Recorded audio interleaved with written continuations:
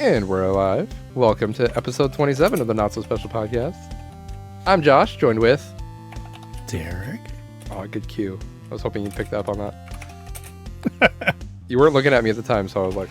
Yeah, I was typing, but I'll blink my eyes really fast. I know I have you minimized, so I can't even see. I gotta move you to the other monitor. Sorry, I'll cough really loud. You're supposed to be. Yeah, there you go. Yeah. Yeah, you'll pick it up. You'll pick up on the hint. I got you on the right monitor now. We're good. Okay, perfect. Man, you're spoiled. You're like front and center on my monitor here. I'm actually looking at you when we're talking. You're here to find out. I'm just pushed over on the side. Yeah, well, you're on the main monitor now. Okay, it's a good one. Good. Yeah, that's good, and the good. camera's there, even though it should be really there-ish. Very descriptive for audio listeners. Yeah, well, they can picture it. There and there. So much like last time, it feels like we just talked, and here we are doing it again. I kind of thought that, but then I'm thinking about all the stuff I did, and I'm like, nah, it's not really recent. Well, we did just actually talk. I just came to your house the other day. Very briefly, yeah. That wasn't really a talk. That was a chat. That was a chat. That was a brief chat. What was I doing again? Dropping something off for you, right? No, you were picking up more VCRs for your obsession. Oh yes, you picked up some VCRs for me. Thank you very much for that. I was out of town, and this lady's like in a hurry to get them picked up. So I asked Josh if he would just mind grabbing them. If you had said no, it would have been perfectly fine. She would have waited, but I felt like she was going to offer it to someone else because enough people had asked her.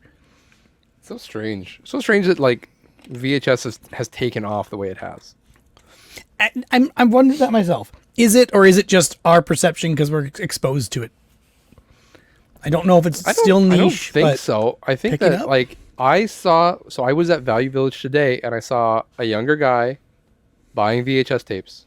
Oh, interesting. So I don't think it's just our circle. Okay. Yeah, I was worried that it was just a perception thing and we were just immersed in it because of like Bill and Chris Roberts and those people bringing it up more and more, that maybe it was us thinking it was happening more. And my TikTok has become full of people doing VHS tapes as well. There's just one guy. Well, that's definitely the algorithm. That's the algorithm. Yeah. Well, this one guy is doing really cool things. So he's got a huge collection of tapes. They're all in drawers. And he'll have people put in the comments, show me tape number, and then give them a random number between like 1 and 1,000, and he'll go in his drawers and pull out that tape, and then he'll edit together a quick little sequence of some of the things that are on that tape. Huh. It's pretty cool. I like it a lot, and he's very knowledgeable as well, which really helps. That helps, yeah. Yeah. So now I want to find his name because I still don't know where things are in TikTok. I'm still not on TikTok. I have posted 2 TikToks now. Man. Just in the last, 2 days. This is his name. Matt McCarthy.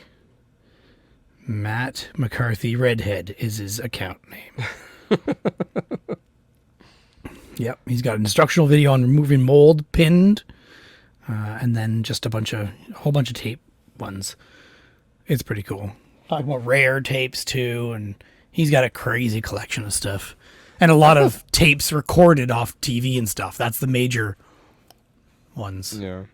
That's the thing, for as much as how big VHS is, it's so hard to find anything valuable. Yeah. For someone like me who's I don't have the space to have VHS, but I would buy VHS to flip. Yep. But I just can't find anything. There's no much. Easy price charting of VHS that I know of either. No, not yet. If there was, this is our opportunity, Derek. Yeah, I know. No one steal our idea. Quick, edit that out, Josh. Future Josh, edit that out. Oh, wait, too late. Dang it. That requires. It's still going to be based off eBay anyway, but exactly, yeah. Really, you just need to get eBay's database so you can parse it. I mean, realistically, price charting can throw it in. They've already got toys and Pokemon cards and all kinds of stuff. Yeah, that's true. It would be easier for them to do it. Yeah, they just need to grab the VHS category and start indexing things, grabbing it off, averaging out. It'd be interesting to see. Because I sure would like to be able to do what I do with price charting, where you just go to a console and choose like what are the most valuable things, and then you can keep an eye out for those, right? Yeah. Yeah. However, Yeah. unlikely. At least Those for aren't the time being. tapes I care about anyway. I don't really care about the retail tapes. I care about the stuff recorded. The VHS tapes, yeah. Yeah, all the stuff that's recorded off TV and people's own home videos are fun too. Especially the NASCAR tapes. Those are the best tapes. Those are good for their own reason, though. I should actually check if there's anything else on that tape. Like, and something I keep wondering is what kind of commercials are on tapes with porn, or like TV with porn. Yeah. I don't know. You can Like, only are watch those commercials. You can only watch them for 5 minutes at a time. Interesting. So never watch it long enough to get to a commercial. Exactly. Wait. Yeah. Well, So I realized, or I figured out how many VHS tapes I have digitized in the Okay. last 3 months. do you have a So spreadsheet? it started off slow. I hope you have a spreadsheet. I'm creating a spreadsheet right now. It's Man. just a text file. Eric I is know. disappointed. I have a in you. spreadsheet. I have a spreadsheet. It's not finished. It's like Disappointed. better than your video game collecting spreadsheet right now. Is that better? Is that good enough? You There's watch like your 5 mouth. entries. You watch your mouth. I only put 5 tapes in there so far because I just keep debating on how the format should be. Like what fields should I have and how much data do I need to capture and all that crap. So Yeah. anyway, I've recorded about just under 220 tapes onto digital files now in the last 3 months. And now I have 2 VCRs going at all times. Jeez. I have 2 going right On now. 2 PCs? This one's yeah. Okay. And I have a third capture card where I have a third VCR. I mean, I have more than 3 VCRs now, but I have enough equipment. least. I just need to figure out another PC to do on a third one. I'm thinking of using one of my Raspberry Pis. I have a Raspberry Pi with a touch screen that would go nicely right up here on top of the VCRs. So I'm thinking of putting that there and start recording with that and see how well it works, because recording it on my gaming PC and my PC that I use, like, it's not the one I use for work, but I switch over with a KVM to switch to the other computer, and I just worry about it interrupting all the time. There's been lots of times where I'm recording something, the tape is done, but OBS says it's already stopped Yeah. because it at some point stopped on its own, and the file then has 0 kilobytes or 700 kilobytes instead of the actual file size. And I can't figure out what's causing that yet, and it's happened on both PCs. So it's not like it's specific to one PC or anything. Right? I'm pretty sure it's happened on both. Yeah, it has. Just happened on the other one, my secondary computer, just recently. Time to scrap it and start over. Yeah, just delete all the files. Yeah. Everything's corrupted. Well, I've just gotten into a position or a place where I'm like, yes, this is working well. I've got the 2 JVC VCRs at the bottom of my stack here, playing at all times. One goes to my computer, which is for like either things I want better quality because it's recording in this video, or things that the tape has a lot of weird tracking issues or recorded off bad TV or whatever. This VCR is just way better at handling those problems.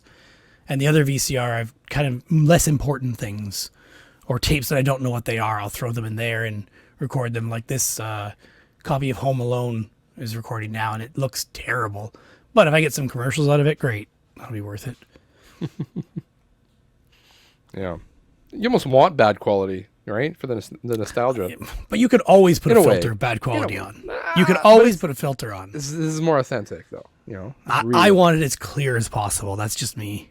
See, okay, what I've recorded a few VHSs from like my personal stuff, like when I was a kid, like TV shows, the cartoons, Yeah. that kind of stuff. One of the ones I watched so much, there's a permanent green line across the top of it because I've watched it so many times. Yeah. And in my description, I write, ripped directly from VHS, like recorded from TV, like this is how it came, whatever. And people Yeah. be like, yeah, I like this. I'm like, it looks so terrible. But people like the authenticity, I guess. They've commented saying they like it? Mm. Wow. It's hard to get people to comment in general, but that's pretty cool. So, yeah, it's nuts. People are crazy, man. Yeah. The stuff that I look at, I'm just like, that would never work, or that would never make money. That would never. Yeah. And all of a sudden, it's just like it's taken off. I'm like, dang it, I thought about that, but I just didn't think people were stupid enough to fall for it. I'm just not stupid enough to fall for it. That's all. I'm not stupid enough to go for it either. Yeah. So. And you're only hurting yourself. It's true. Oh. Well, this is the month. The big month. This is the month? This is the month. The month of what? The month of March. Not only is it the Ides of March, it's also Toronto Game Expo March. Oh, yeah. Yeah. May not be a big deal for you, but by golly, it's the biggest deal for me right now. Yeah, I'm just helping you out. You're just helping me out. I have officially booked tables. I know you know this already, but I'm expounding. Play along, okay? Pretend you haven't heard this before. Oh, really? That's interesting. How many tables did you get? 5 tables. Wow. That is actually a lot of tables. It is a lot of tables. And just today, I messaged you and I said, I'm glad I got 5 tables because I'm currently at 6 totes. And wow, 6 totes. More. You messaged me about that today? I'm still pretending I didn't know. A little thick there, okay? Dial it back a little bit. Yeah, that's, yeah. And they're not small totes. Those are the big totes. I have, 6 big totes, 1 smaller tote, and possibly 1 more. Never mind, I have 2 TVs to put on top of this table as well. Yeah, yeah. And display cases, and, Just bring some VCRs and some VHS tapes to put in. We'll just put those on the floor. Play on those TVs. To play on the TVs. Put on the floor. I keep ending up with retail VHS tapes that I don't want. I'll be like, oh, I want those ones recorded off TV, but the person won't sell it without the retail ones. Yeah. So I've got a stack of 15, 20 retail VHS tapes, and I'm like, I don't even want these. And then some people give you beta tapes, some people. Yeah, who would give me beta tapes? I don't know. Oh my gosh, the worst. Josh did. I also came across a VHS tape in that same bundle, which had a movie on it with, I want to say the name, but I don't want to say it wrong because I don't. Yeah, Raquel Welch. So Raquel Welch died 2 days before I got this tape. And I'm like, maybe I should just post it. So I checked eBay and people are like, rare. There's enough of them, but not that many. So I posted it anyway. It has not sold or anything. No. I put it on eBay and I put it on Facebook Marketplace. Yep. Yeah. Speaking of selling. You selling? I'm selling. I sold not only selling it, so I sold things on eBay. Oh. And locally as well, but we'll go with eBay first. I had a we'll call it a sketchy sale. One of these people with 0 or 1 feedback. When they buy something expensive. I can't block one. There's an option really buried in eBay to let you block people with no feedback. I think I did do that, but for some reason it wouldn't let me. Or they've reverted back. I'm not sure what it is. It's not easy to find that setting. I did have it clicked before. Anyways, this is someone with 1 feedback. Bought my Pokemon Heart Gold. Finally. Mm-hmm. I've had this up for over a year. Is this the French one? No, that's Kevin had that. Okay, that sounds familiar, yeah. Is it weird that we know that? It is weird, but we're weird. Anyways, yeah, finally sold it. I have 2 business days handling, right, just to cover me in case I can't get to the post office that day or the next day. Yeah, I set mine to 3 recently. I'm just like, whatever, people don't care. No. Anyways, so waited. I didn't get to it the next day, but I got it the day after. I mailed it. Then the day after that, he messages me. Oh, goody. And I'm like, oh, lovely. Here we go. And it was saying something about, are you sure this is authentic? Your price is Your price is high, and the condition is mediocre. So just checking. I'm So like, why'd you buy it first? I'm like, kind of late now, buddy. Like, And he paid. he'd already paid at that point, right? Yeah, But so- I'd already sent it as well, right? So here I am waiting for item not as described is going to happen, and he's going to send me back a fake saying that I sent him a fake, because that's an easy con to pull on eBay. Yeah. But cross my fingers. So I paid extra for shipping just to get it there faster, which I probably shouldn't have done, but I just kind of built that into my price anyway. Okay. And I paid extra for signature because it was over $150. Okay. Usually anything over $100 I usually do shipping or signature. I've never done signature. Anything over 100 I Oh, signature. no, It only costs like an extra $2. So it's like, Yeah. But anybody can sign this anyway. It doesn't need to be the person receiving that's actually sent to. but it's That's just my that problem extra with it. layer of protection that it didn't get lost in the mail. Someone signed for it. Yeah, but they could be like, I don't know this person. Yeah. Well, then that's Canada Post problem at that point. Yeah.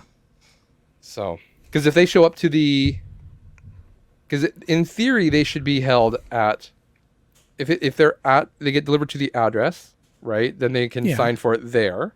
But Which anybody can sign be for it there is the problem. There, yeah. But if it's at the post office, they have to show ID. Yes. Yes, that's correct. So it's just that little bit extra. So, anyways, that was the 12th. It's good. It was delivered on the. Hold on 1 second. It was delivered 2 days ago. Filling time. Yeah, 2 days ago. It took like over a week to get there. It was out in BC somewhere. It must be out in the boonies. Interesting. But I haven't had anything back saying I wanted my money back. So We'll call nice. that good. It's good. What else I said? Oh, I sold a guitar foot pedal. Electric guitar. Like a foot real pedal. one. Yeah, yeah. real I was one, thinking yeah. I was thinking Guitar Hero at first. Oh, sorry. Like, what? Not a sorry, not a foot pedal. Foot pedal. It goes on the floor. You use your foot, but it's actually a talk box. It's one of those things that you put like a tube in your mouth and it like distorts your voice, that kind of thing. Yeah, yeah, okay. Yeah, I always hear Chris Roberts say those things go for good money, and he finds them cheap. I never find them cheap. I found one at Value Village. It's got to be over a year ago, and I think I bought it for like $6. Okay, that's good. So I had it on eBay again for over a year. I had it at like 120 bucks, and I think I had it higher, but first I kept lowering and lowering and lowering. Yeah. I had no way to test it, so that's probably why no one bought it, because okay. I don't have a guitar, I don't have the plug for it. So I have a neighbor with a guitar. When I had Rocksmith once, I had him lend me his guitar. I just walked over to his house and said, "Can I borrow your guitar?" He gave it to me. I brought it home, hooked it up to Rocksmith, and I was like, "Yeah, it works." Perfect. Here's So your I could have tested it for you. Oh well. And I didn't have the tube for it, which I think is just a generic tube, Oh, okay. like a clear plastic hose, that kind of thing, or PVC hose, whatever. So it's air pressure based or whatever. Air pressure, yeah, because you got to talk into it, right? Yeah. So, Okay. anyways, I had a guy on eBay. I had it listed for, I think I had it for 125, and he's just like, he offered me 120. He had an address in New York, but he wanted me to ship it to Barrie. Oh. And I was like, It's complicated. it is complicated. Because at first he was just like, oh, can you send it to Barrie? I'm just like, sure. Because I can't see where he is until he buys it. Yeah. Yeah. And then he bought it, and then I was like, he didn't pay for it because he sent me an offer. So once I didn't accept the offer because I could see it was now shipping to New York. Yeah. So I messaged him and said, hey, you need to change your address. I'm like, you can change your address. I will ship it to there. It'll update your shipping. Change your address to where you want it to go. It'll get shipped there. And then you can change your address back to New York. I don't care. Like, if you're going to send it to somebody else, that's fine. But it just has to be on eBay file that the address was changed. It can't be on me. Otherwise, I'm on the hook for it. Yep. Didn't answer. Whatever. 48 hours go by. Offer expires. He sends me another offer. Same thing. Hey, can you ship to Barrie? And I send him the same message. Hey, you have to do. He probably just has no idea where to change it. Yeah. Anyways, he must have. He didn't have like zero feedback. He was clearly like It's still not something you do very often. yeah. And then he wants So, to be able to make sure you can revert it back. I don't know if you need to verify your ID or crap like that. But I don't know. Either way. And so then I dropped the hint of um, check local listings. Like if you're in Barrie, I'm like, check local listings for this, or check outside your local listings in that area and see if you can find someone selling locally. Hint, hint, I'm putting it on a local marketplace. Look for it there. Which I've done in the past. Like I've had someone say, hey, I want to buy this. I'm in the area. Can I just pay you cash for it? I've had people do that on eBay, which I know is against terms. You're not supposed to buy things out of eBay. But I usually write back, sorry, can't do that. Have a look at local listings and see if you can find someone locally. And then like 2 minutes later, I get a message. Hey, is this available? I'm like, hey, yeah, that's me. Same pictures. Right? Like it makes no sense. But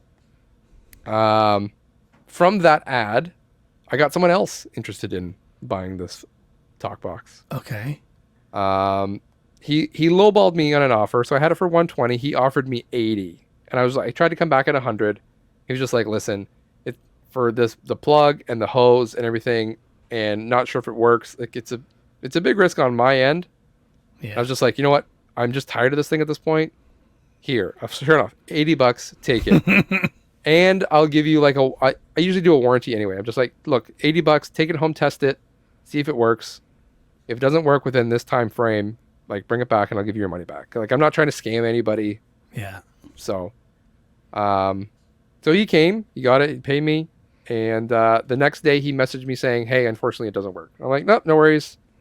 At that point, I was just done with it. Like it was $6. Like I don't care. I'll lose $6. I just don't want to deal with this anymore. So I was like, send me your email. I'll e-transfer your money. Whatever, you can just keep it. And then he texts me back. He's like, actually, you know what? It just started working. So thank you very much. Thank you for being honest that you would send me my money back. I think it did work before. I think he was testing me, honestly, to see if I would. Yeah. That's something I would do. Or he was doing something wrong, and that's why he messaged you back, because he's like, shit, I was wrong. It does work. Yeah. But, I mean, he could have, at least he was honest as well, and didn't try to say, get the money back. Yeah, here it is. Here's my email address. Send it back the money. Yeah. He was honest and said, whatever, take it. So I had picked up a bag at Value Village forever ago for like $3, something like that, with 2 metronomes in it. Oh, okay. Like, I looked them up, and they both had like value of like $30-something bucks, and I'm like, all right, sure, why not? And I sold the one in November on eBay. The other one's still sitting in a box. The other one's much older. This is a fairly newer one. It's listed though? Yes. It's a great question. I don't remember. I think so. Yeah, it is. Yeah, only like 2 views in the last 30 days. It's been listed forever. Yeah. I keep going in now, and I haven't listed on eBay in a while, but I should. Yeah, me neither. But I need to start... I just want this crap. Start lowering my prices. I go in every couple of days and just knock them down by $5 and see what happens.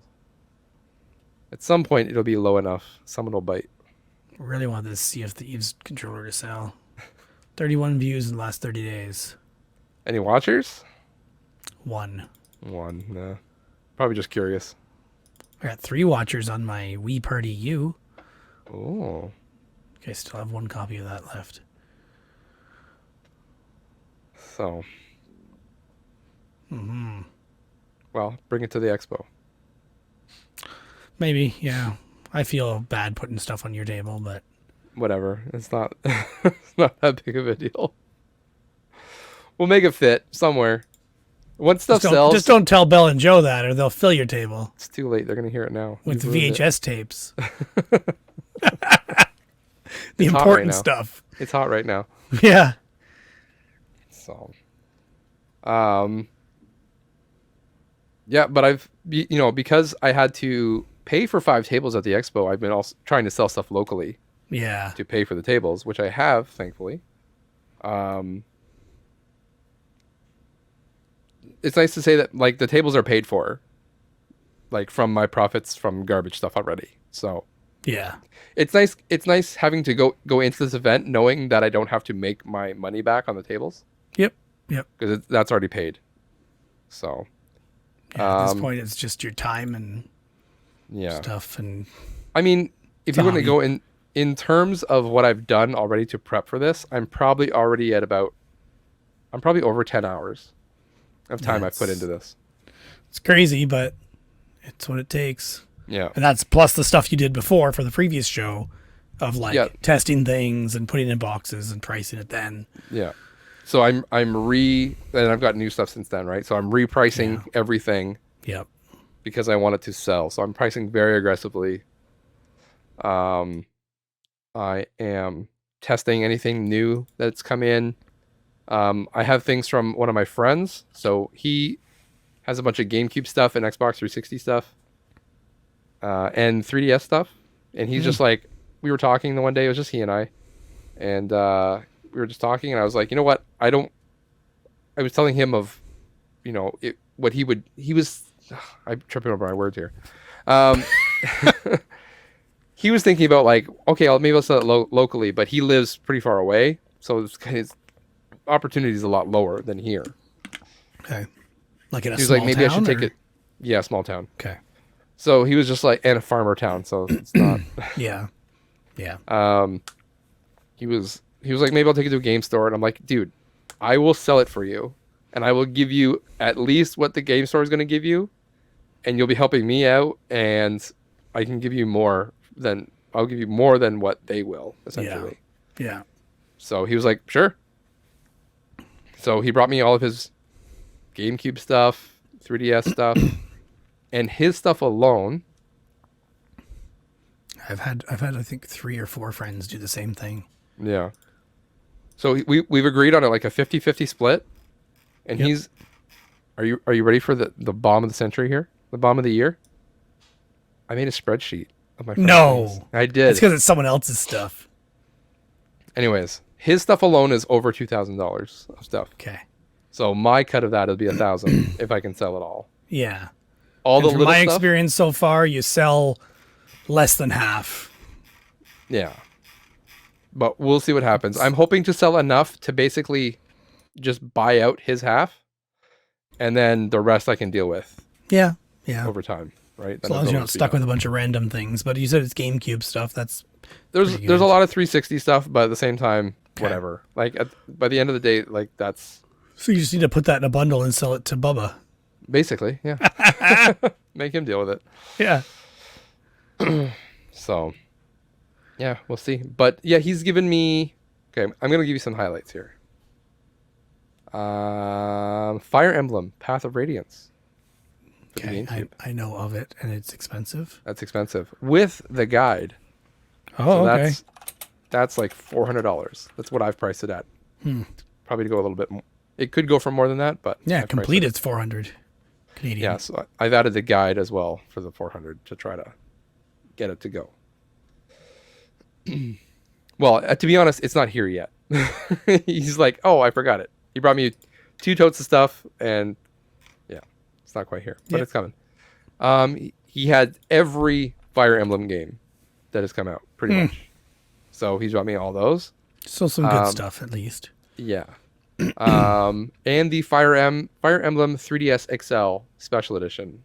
Oh. The Fates one. Yeah, that'd be a good one. That thing is $550. Nice. Yeah, 3DSs seem to be going pretty good lately. That's also what Good Time Games had told me. Yeah. So. Yeah. Those that's the main stuff. Everything else is like, $5, $10, $15 stuff. Yeah. The GameCube. He also has a GameCube. So that'll be selling as well. He has a Wavebird, but I'm just going to buy the Wavebird from him. Yeah, that's probably a good idea. So I'm also I'm doing part exchange. So he has a black GameCube with a Wavebird, and I have a black GameCube controller. So I'm just going to like part exchange and then pay the difference. Yeah, yeah. So that way you can still sell his console complete. Yeah, together. Exactly, and it'll be all the same color. Yep. And same thing, like he's had some loose 3DS games. I had some cases for them, so I threw them in. Right, so. Yeah. Anything to make it more attractive. I have a spare Pokemon Black case. Oh, good. I don't think I have a black. I just sold. I had 2 black cases, one with manual, and that one just sold for $25, just case of manual. Yeah. And then I had a diamond, and this guy I know who lives in New Hamburg and is married to my cousin I guess he is a big collector now. He's just started in the last couple of years, and he's messaging me all the time when I post ads. He's like, "Hey, can I have this and this and this?" Sure, no problem. So he even transferred me up front and said, "I'll come pick it up when I can," because he lives out like New Hamburg, so he's not here all the time. So he said he'd do that. I'm like, "You don't need to pay ahead of time. Like, I trust you." He's already spent like $300 on me, so I don't mind waiting. It's fine. And he's like, no, I feel more comfortable. I just pay you ahead. I'm like, okay. So I deleted the listing and marked the stuff paid on it physically and marked it paid in my spreadsheet. Yeah. Perfect. That's what you want, man. That's what I'd prefer. Yeah, just pay me now. Come pick it up whenever you want. Oh, I usually do if it's not someone I trust. But because I trust him, it's like, no, you don't need to e-transfer me now. I don't mind waiting because there's also a chance there's more stuff I might have for him later. Well, then he'll just pay for me later, right? Yeah, agreed. But if he hadn't paid me yet, maybe he'd be more inclined to add more on. True. So, I am selling my Saturn collection. Yeah. All of my Saturn collection. Oh, I'm supposed to ask prized. Oh, really? How many games? Oh, not that many. It's like... I didn't think you had a lot, but you have more than me because I have 0. I have 8, I think it is. Okay. Only the best ones, right? Sure, we'll go with that. We have...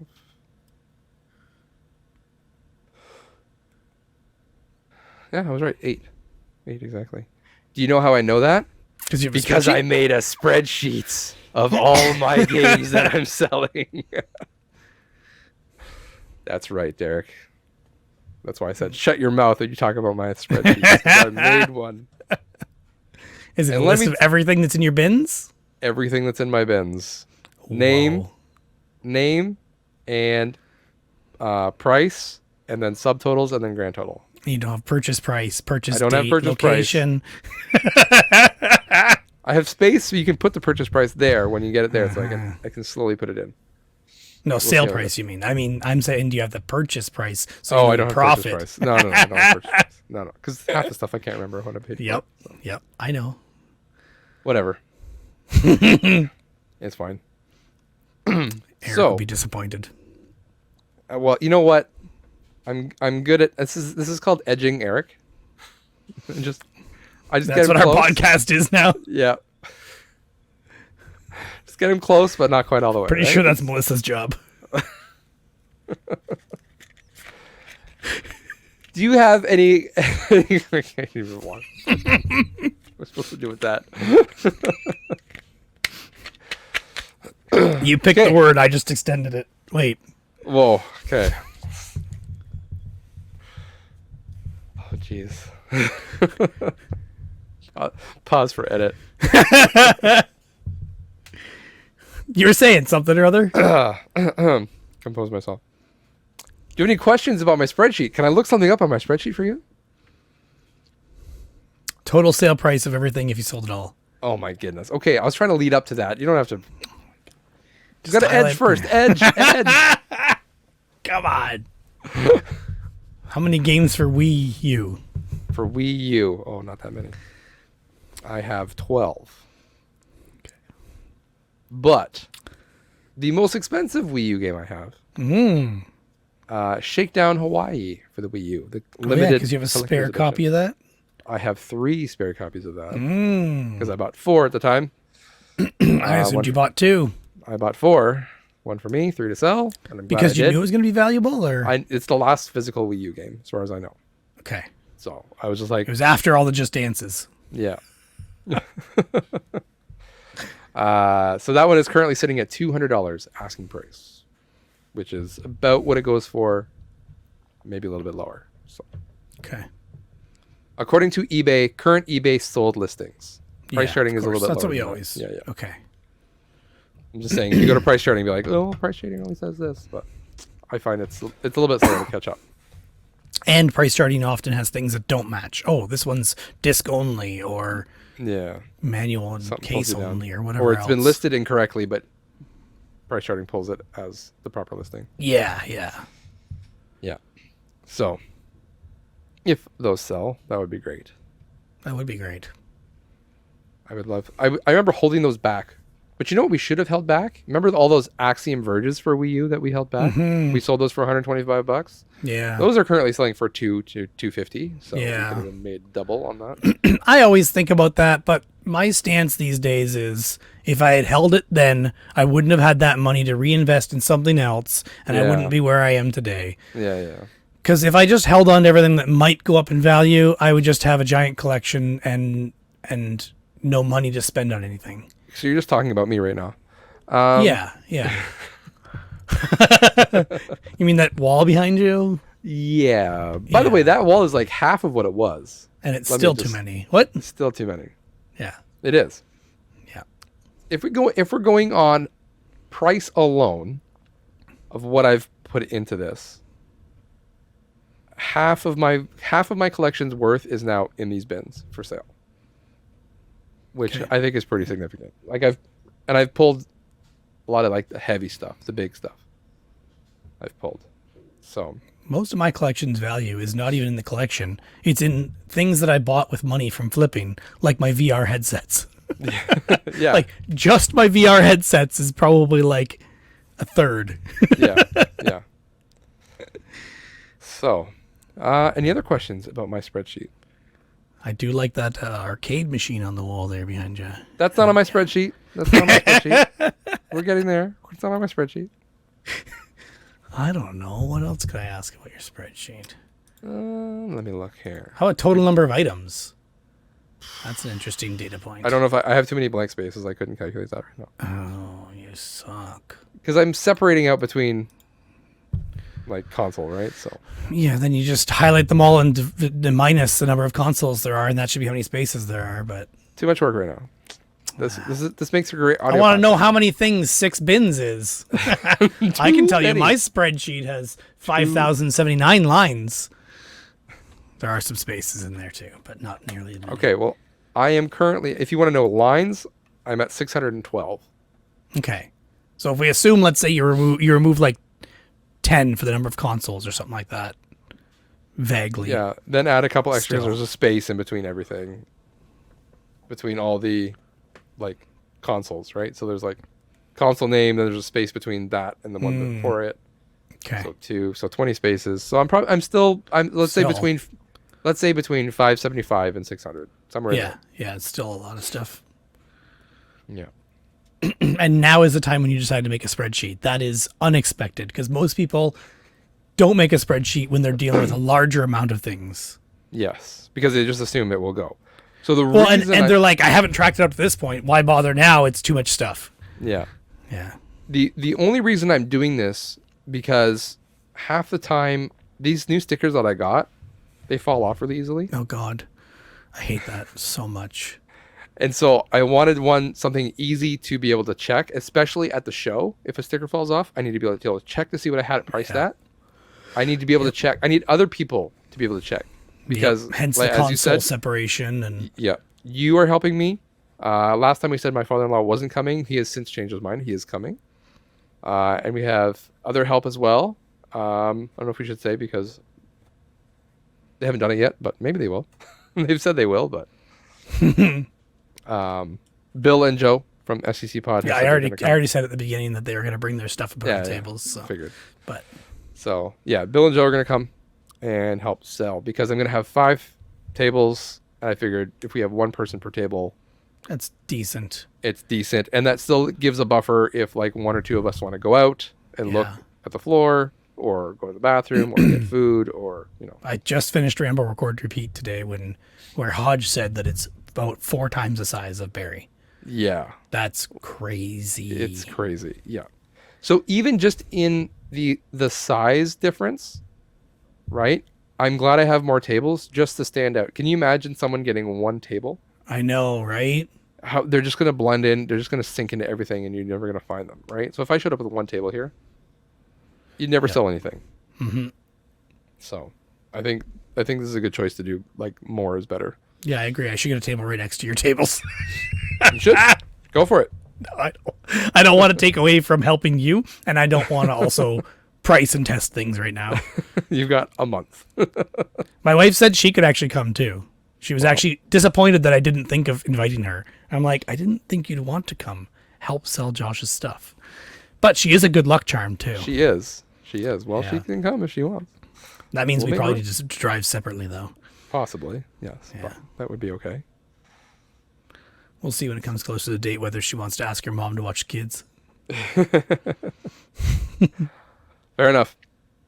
So, yeah, lots of things. My, I'll just have a quick look here and see the lowest console with the lowest amount. Oh, okay, this is not even a joke.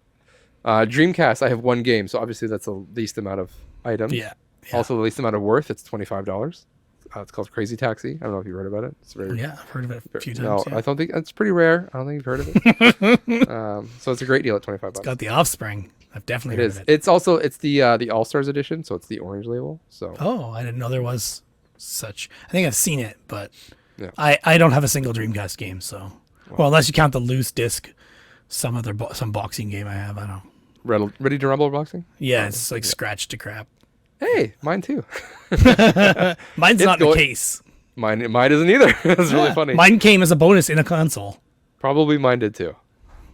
And I also have Mars Matrix, but it's burned. Like a burned copy of Mars Matrix. It's in a case, but it's like, of course, a burned game. I don't know if you can see, but he's behind me, right here. This is great audio, right? It's the all greatest these- audio. Do you see these colored cases? Yeah. Those are all burned. Those are Dreamcast all games. burned Dreamcast games. Yeah, I really want to do what Charlie did. that I with found in the garbage. I didn't even do them myself. That's hilarious. I really want to mod every console to have like a memory card. Yeah, I've been seeing how easy it is to do for PS2 now. I'm very much With considering doing it. Free for PS2. McBoot? Free McBoot, yeah. I already have Free McBoot on a memory card Do you? from Okay. Jesus Kane. Okay. Remember Yeah. him? Yeah. I know yeah. who it is. Yeah. He was making Free McBoot cards for a while there and selling them at his booth when he was selling at Barrie forever ago. Oh, okay. So I got one and I have it sitting here. I just haven't done the rest of it, which requires a fat PS2 hard drive expansion and a hard drive. Yeah, but there's ones you can do now. Like you can put a SATA hard drive in it, and there's like a I have an adapter from SATA to IDE. That might yeah. work. This is like goes right into the PS2. I was So watching it's a a video. on how third to do it. party. It's a third party one, and it's cheap. Like at least when Adam Korlick did a video on Yep, it, and yep. it was like he's like, oh, you can get these for like $20 or $25 on the Oh, website, that'd be crazy. and you just that would be plug in your nice. SATA, and he's putting an SSD in there, and it's just Huh. That would be nice. yeah. I do have old IDE drives, which no one else has, but it's Yeah. only the ones I have are only 250 gigs, which might actually be enough for the whole library. I don't know. but- No, it's not enough. You'd need Okay, the library that I care about, the part Okay, of the that's library I care different. about. Yeah. I don't need all 1,900 games in the North American. try 5,000. No, for PS2? Yeah. I thought it was like 1,900 games for some reason. No, it's like 5,000. Because Greg and Guelph was collecting the whole thing, and I thought maybe it was 2,500 that he had. Maybe. But anyway, people were arguing on how many there actually are in it anyway, so I don't know. It's the longest running console, right, with the biggest amount of spread. So it's got for its thing. Yeah, it's like 5,000 games. That's massive. Maybe he had 2,900 of the 5,000. Maybe that's what it was. Still too many. That would make sense. But he was going for a full set because he's crazy. But I haven't heard from him in years, so I don't know if he still is collecting. He's given up. I used to have his Cloud Games bookmarked. Cloud Collectors. Because I have Charlie's, I have Dean's, and I have VG Collectaholics all bookmarked. Okay. So I can go check out any one of their libraries at any time, which is pretty cool to see. What else? Oh, Xbox One. I've got 4 games, but they're only it's only worth $50. So we'll see how that goes.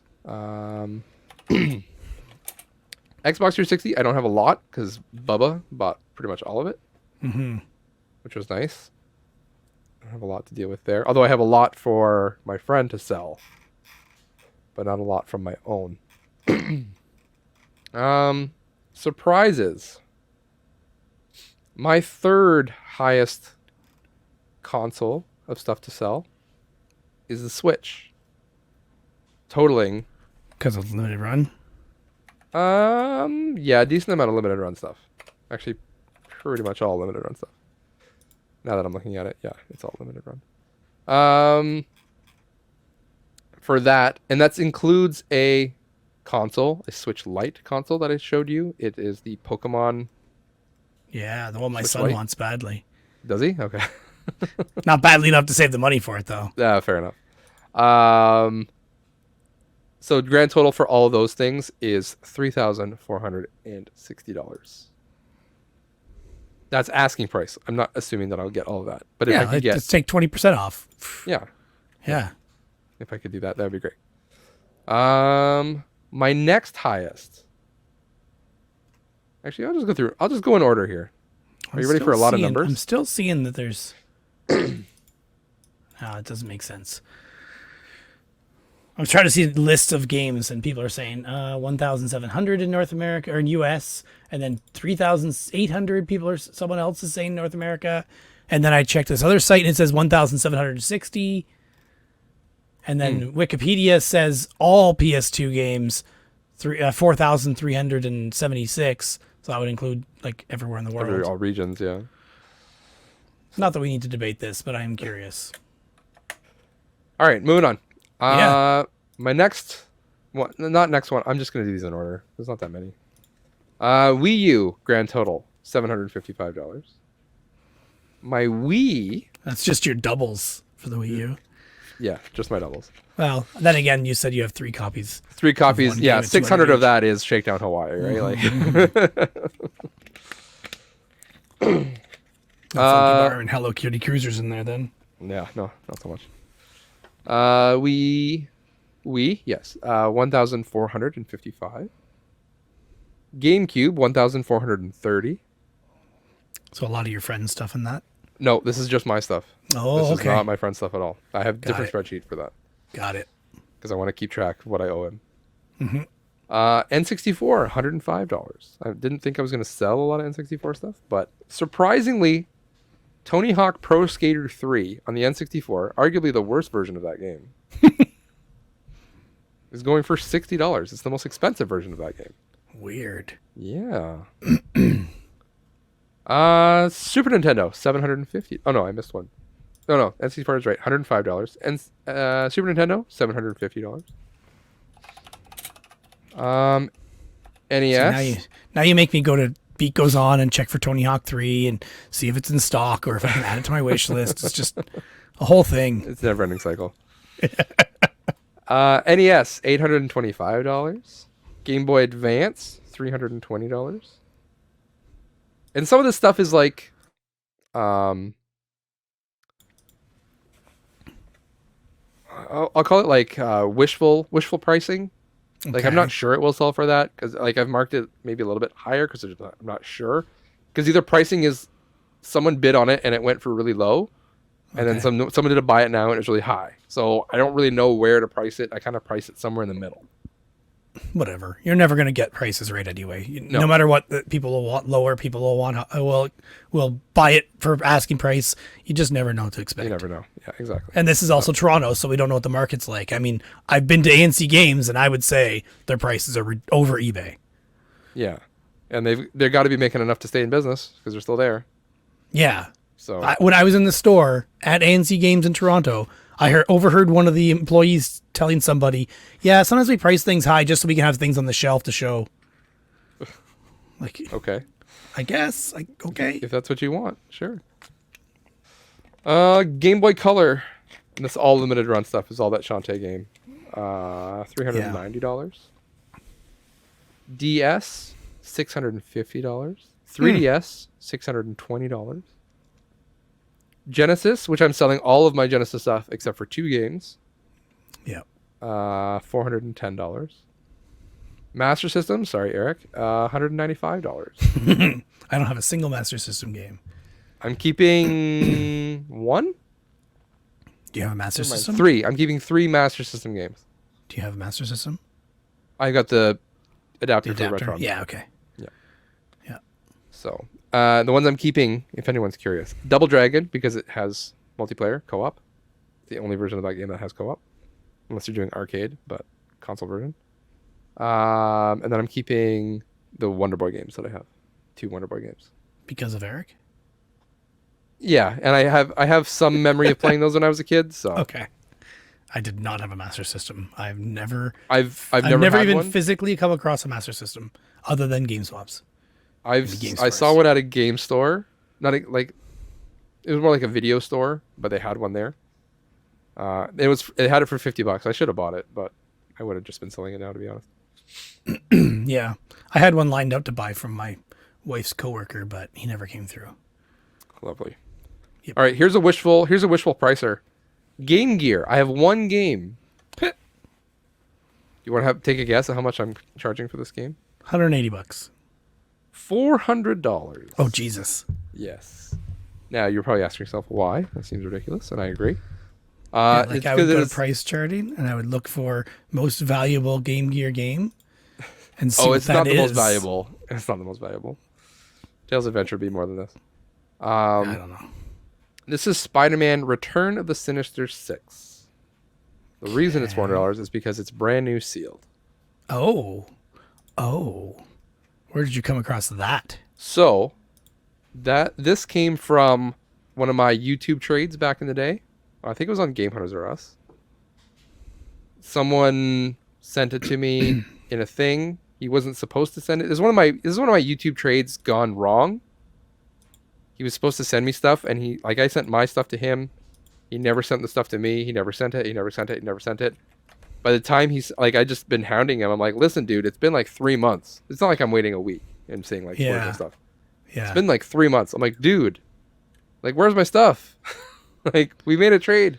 And he was always coming up with excuses of just like, well, I got paid less this week. I got to pay for food for my kids. And like, I understand all that, but like, you're literally just paying shipping. Like, Yeah. It's 4 games. It's going to cost like $20 to send it to me at most.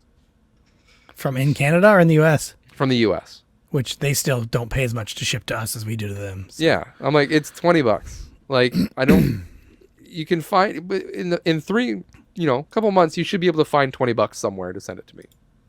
Anyways.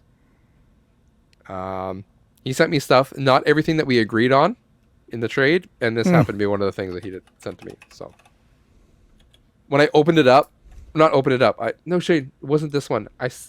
It was another game I opened from him, and it had a note from him in it, and I'm just like, oh shoot, it's this guy. I just like, I forgot that note was in there. I just crumpled it up and threw it in the garbage.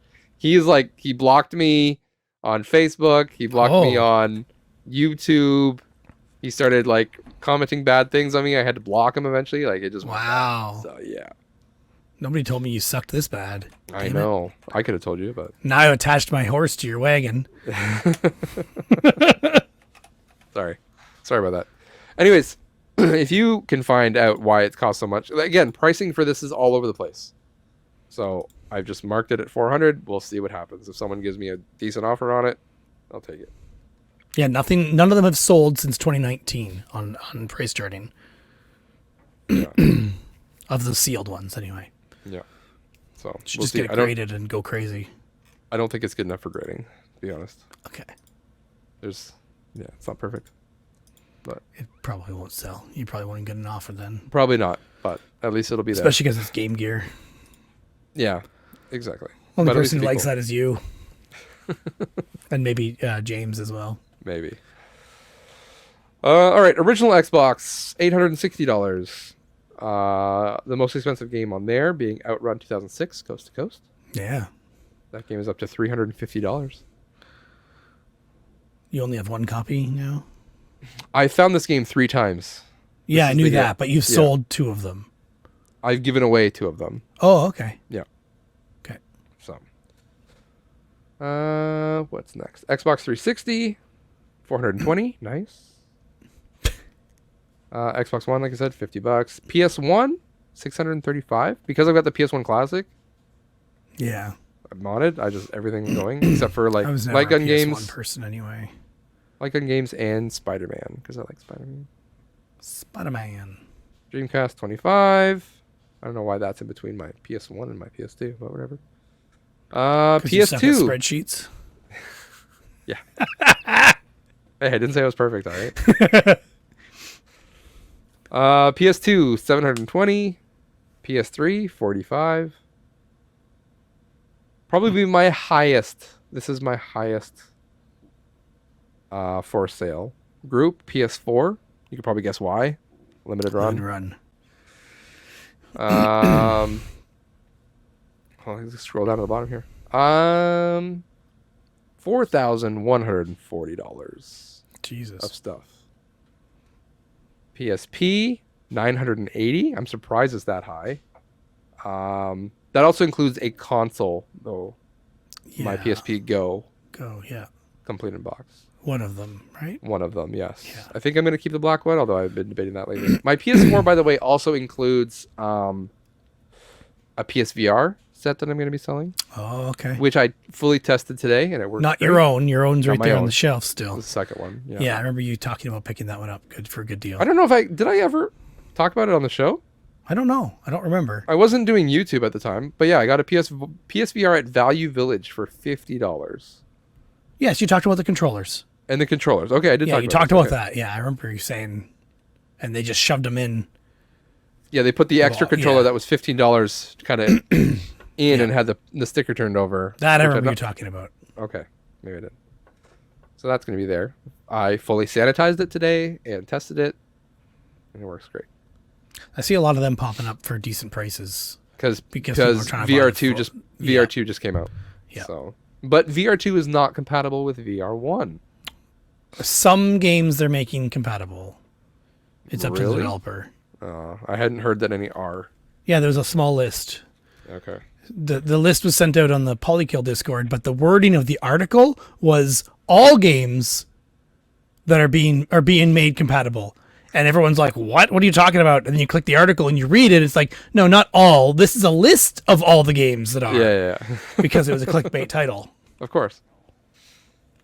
It's like seriously 15 games, and that's it, I think. Yeah, it's hardly worth it. It's still worth keeping the VR for now. It's nice that companies are doing that and don't have to. Hold on. I lied. PS4 is my second highest. Oh.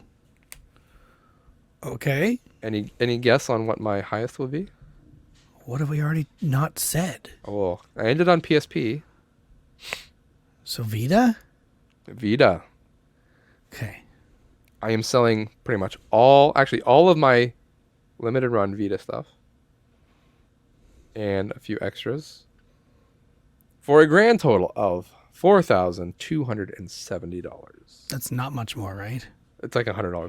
Yeah, okay. It's like, that sounds really close to the last number. The other one was $4,140. This was $4,270. Okay.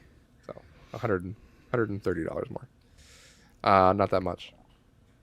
But that includes a Breach and Clear Vita, which is limited run number 1.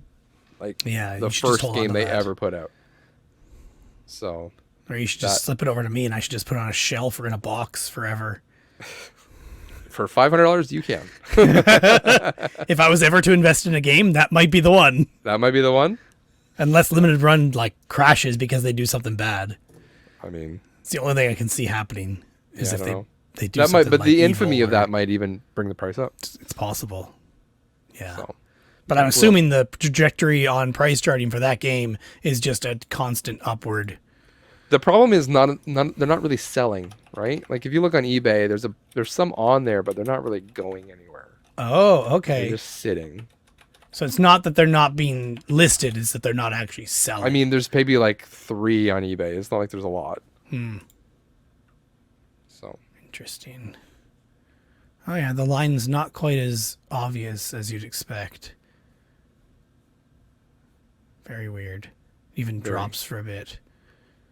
Drops in 2020. That's when everything went up. 2021 it drops again. And then it shot up recently.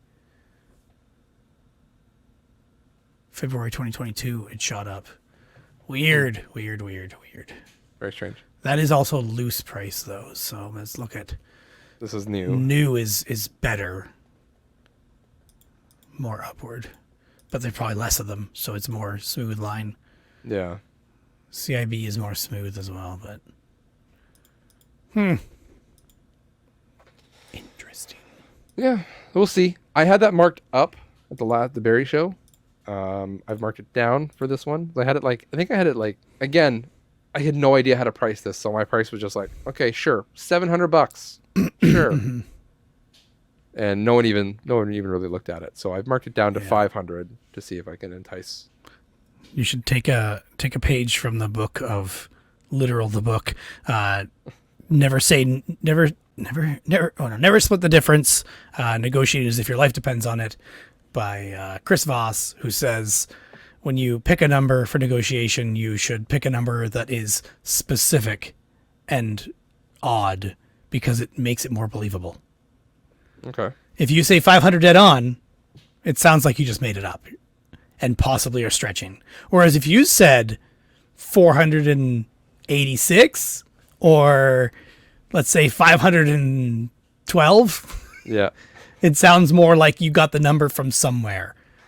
Is that why you have your ads at like random numbers? No, my ads, I picked numbers based on price charting, and I rounded to the nearest dollar down, and I assume people will make an offer. Okay. Like if it's $12, like they've got their price at $13.50, I might make it $12 and assume someone's going to give me 10. Yeah. Okay. Yeah. I was always Most curious. of mine, I see your ad, and it's like $16. I'm like, who's going to add? I want them to give me 15. Just give me 15. Well, they just ask for 15. No, because then someone will offer me 10. Everyone always wants to get a deal. Or not everyone, but most people. And if someone pays me the asking price, great. It's a nice little bonus, couple bucks that I didn't expect. Sure. And if they don't have correct change, then they usually round up. I have people asking me for change. I'm like, no. Yeah, they will. I will if it's a $5 bill, but if it's like a Looney Toony thing, I'm not gonna go root around. Yeah. Sometimes I do, but most I won't do it when they're here. Oh, I make sure to show up with exact change. If I'm buying, yes. Yeah. If I'm selling, then they better bring exact change. Yeah, you'd hope. And if they don't, I'll give them like a $5 bill if I have it or whatever. You know, if it's $15, but yeah. Tell them to e-transfer you. That's possible. I've had some people email transfer and have it literally take half an hour, where I have them sitting at my front porch in the cold for half an hour. Yeah. And I've got no coat on, the door wide open. You know, you're not leaving until I get that money. Yeah. Scotiabank was the worst so far. Lovely. And did you know email transfer, the way we do it, Interact, is not the way US does it? Yeah, because they have like Cash App and Venmo and... Yeah. I was just talking, or is the Collector Cast? Okay. RF Gen Collector Cast, they were talking about this exact thing. And Kelsey is the Canadian guy, but he doesn't sell privately much. So he wasn't sure what people are using. I tagged you on that. Yeah. That Twitter comment. Yeah. Yeah, I know. I didn't realize it wasn't an American thing too. Just Canadian, but should have known. Yeah. So for our American listeners or anyone international listeners, we have like we call e-transfer, which is basically it just transfers literally money from your checking account to my checking account, and there's no fees attached. Via email address or phone number. Text, phone number, cell phone number. But there can be fees, depends on your bank. There can be fees, and I think it depends on how much you're sending as well. Yes, or you can also have your bank may give you a limit of like 10 free transfers a month, and if you go over that, then they start charging like 50 cents a transfer. Yeah. I had a guy who showed up to buy some games, and he's like, "What? They're charging me a fee." I'm like, "You must have just done too many transfers this month, or maybe your account doesn't include it. I don't know. Yeah, it's not my problem. Just pay me my money." Yeah. Give me my money. Yeah, we just do e-transfer, and it's easy. Which I'm also going to accept e-transfer at the Toronto Game Expo. Yeah. I'm gonna make a sign saying e-transfer. I kind of wish I had like a Square for that to make it easier for credit card and stuff. Yeah, I have a Square. I have the old one. You have the headphone jack one? Yeah, which my phone doesn't have headphone. Yeah. But no one ever really used it. Like I think I went to like 3 shows with it. I think I used it once. Yeah. So I was just like, is it even worth bringing? Like people bring cash, and now that I wonder if there's going to be. Yeah, that's true. E-transfer is so readily available now. So, but also at Barrie, we were lucky there was a well-stocked bank machine there in the building. That may not be the case at this place we're going to. I don't know. Yeah, and that's why I'm going to accept e-transfer, right? So I'm going Yeah. to put it there and say, hey. Yeah, and if you write it, people might be more likely to go ahead and use it. Yeah. Yep. Because then it's just there, and I get the money, and they don't have to use their cash that they could spend somewhere else than someone who doesn't take e-transfer. Yeah, it's true. They'll leave it to me. That's fine. They have to wait longer to come and get it, but We are an hour in, and I've only talked about one of the things on my list. hey, we're getting there. This is the bulk of my thing. All right, we gotta get 3 hours. We gotta make this podcast worth it. Never. I'm almost done. Sega Saturn was my last one. 800. Oh no, sorry, not Sega Saturn. PC. That's right. I'm gonna sell PC games. What? So I expect you to buy a game, at least one. I have a PC game to sell. Do you? It's a limited run. Oh, perfect. Night Trap. I was gonna say Night Trap, or I was gonna say Silver Case, but yeah, Night Trap. So. Yeah, bring it. Sure, why not? So yeah, you or I expect Canadian Retro to buy one for his PCs. So. I have a box of PC games to sell as well. Again, I'll be surprised if anybody buys any of those. What I've done for the past now, my PC games that I have are just loose disc or disc in a small case, like a plastic case, not big box or anything like that. And most of them do have manuals, and some even have maps and stuff. They're a friend of mine's that asked me to sell all of his stuff, so 50-50 kind of thing. Yeah. And so every time I've done the swap where I've brought the PC games, I put out a piece of paper or a sticky price label, like one of the big ones, and write out, ask about our PC games, and just stick that to the table, and you'll have like 3 people ask you, and usually if your prices are good, they're going to buy something. Like I said, like whatever, like 2 games for $5 or $5 a game or something like that. I think I said at the last couple shows. I can't remember for sure, but I've had people buy every time that I've had them there. Strange. These are all big box stuff. So I'm hoping to get, I mean, this is not a lot. I've got like a $20 game is the most. Yeah. I doubt that will sell, but at least it's there. And then Sega Saturn, $880. So, we ready for the grand total? Yeah. Maybe I shouldn't broadcast this, but I'm assuming people will find this interesting. Yeah, well, this is asking prices, and you're not going to sell it all. You're probably going to sell like maybe a third of it. Yeah. Probably not even. Don't put that juju on me. Well, it's just the stats of a swap. You bring a ton of stuff, and some of it sells. Yes, but I've also priced, like I said, I've priced aggressively for almost everything. I've taken the lowest price on eBay sold and then marked it down $5 or $10 from that. So, and then I'm still willing to take less if people really want to offer me lower, right? So on some stuff, not everything. All right, I'll give you 300 for breach and clear. Grand total, $25,345. And I still have 2 Cars TVs to add onto that. So add another, I don't know, $400. I'm going to put $200 on each of them. So, yeah. If it had a VHS player attached to that one, I'd buy it. It's just as good as a DVD. Just as good. It's not just as good. It You can doesn't work attach for a me. VCR. Attach a VCR. No, to I want it a and built-in one pretend- because it's smaller. I need to be cool like Chris Roberts and make videos that have his TV in it.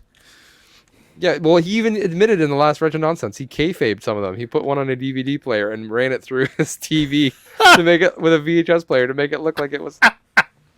I never heard that yet. I'm behind on podcasts. I have way too Man, when many. you get to it, yeah. He's just like, I only had this on DVD, so I just ran it through the DVD player in the back. God. Yeah. Ah, Chris. So a lot of money on the table. Yeah. So that's why I have 5 people coming to the table. Yeah. There's a lot of money sitting there. You might need a couple more people. I think we'll be okay. I meant like you mean security. Oh, yeah. Get the security. Well, he said he's hiring security. We just wanted to stand by my I think table. he had to. I think he had to hire He had security. to legally, yeah. That's all right. You're going to have like the lowest priced inventory there out of all those reseller guys. Have stores and stuff.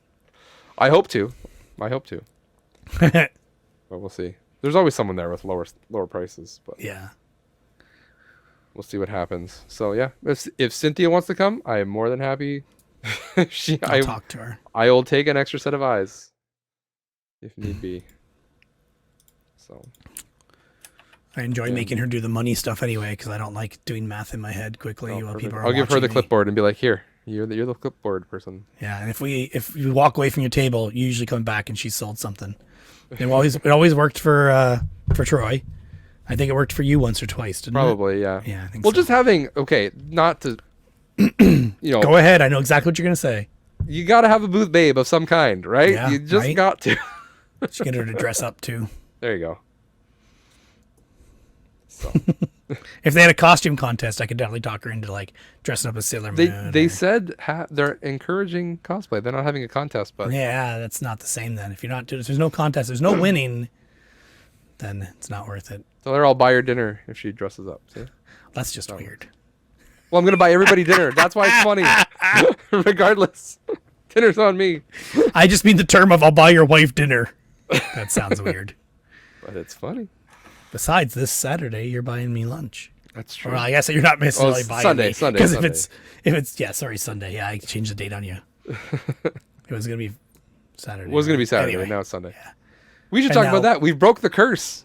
Yes, your wife has finally met my wife.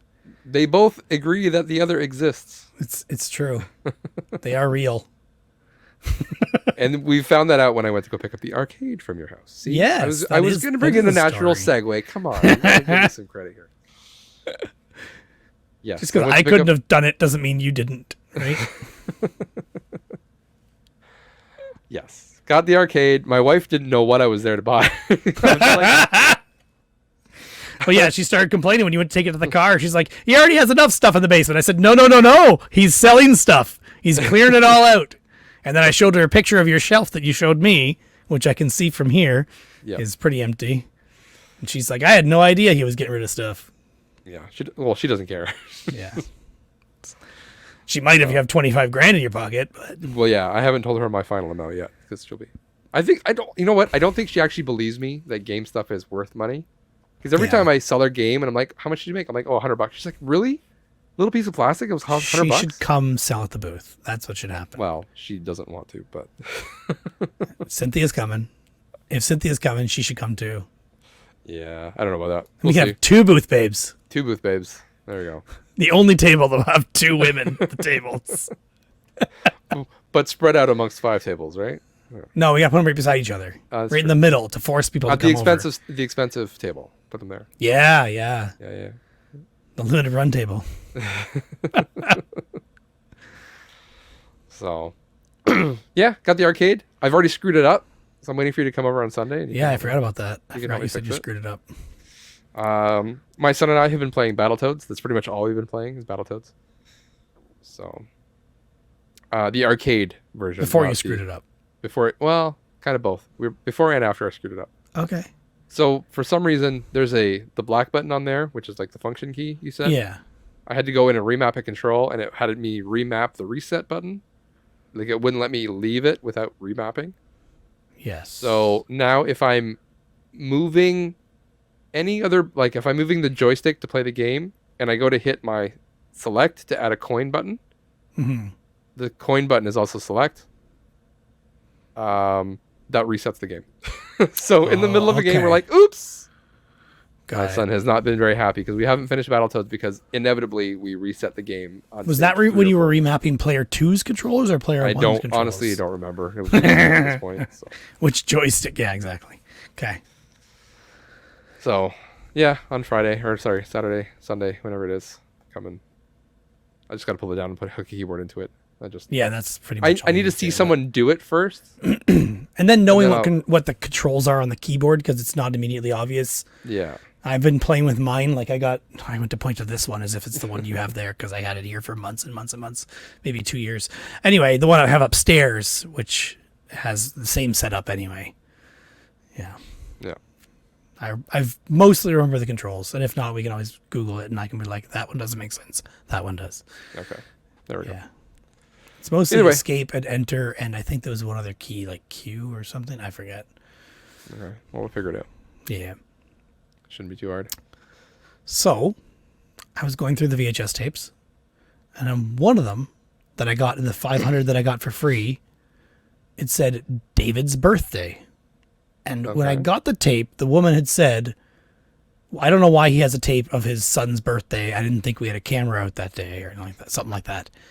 So I check out the tape, And it's not his son David's birthday. Is it more NASCAR? It's not more NASCAR. It is a concert called Chunky in Concert.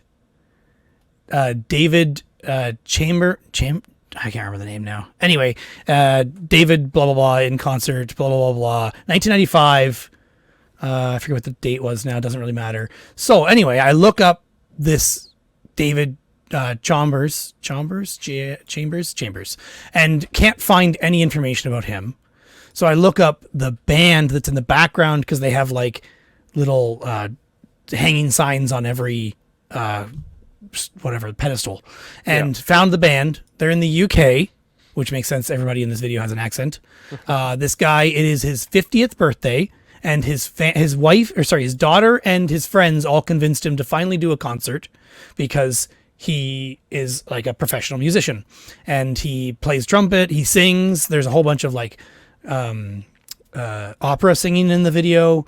He has guests come on that are old friends of his and other people that it sounds like are successful singers and opera singers and stuff. But I didn't bother Googling any of their names because it's too hard. And 1992, not 1995. So I then messaged the band through their website and said, hey, I have this tape. Are you interested in it? Is this something you guys care about? And they replied back with, yeah, for sure. David is actually our music director. He has been for the last 42 years. Oh, wow. And he's the one who restarted the band up in 1980 and is the only reason why the band even exists still.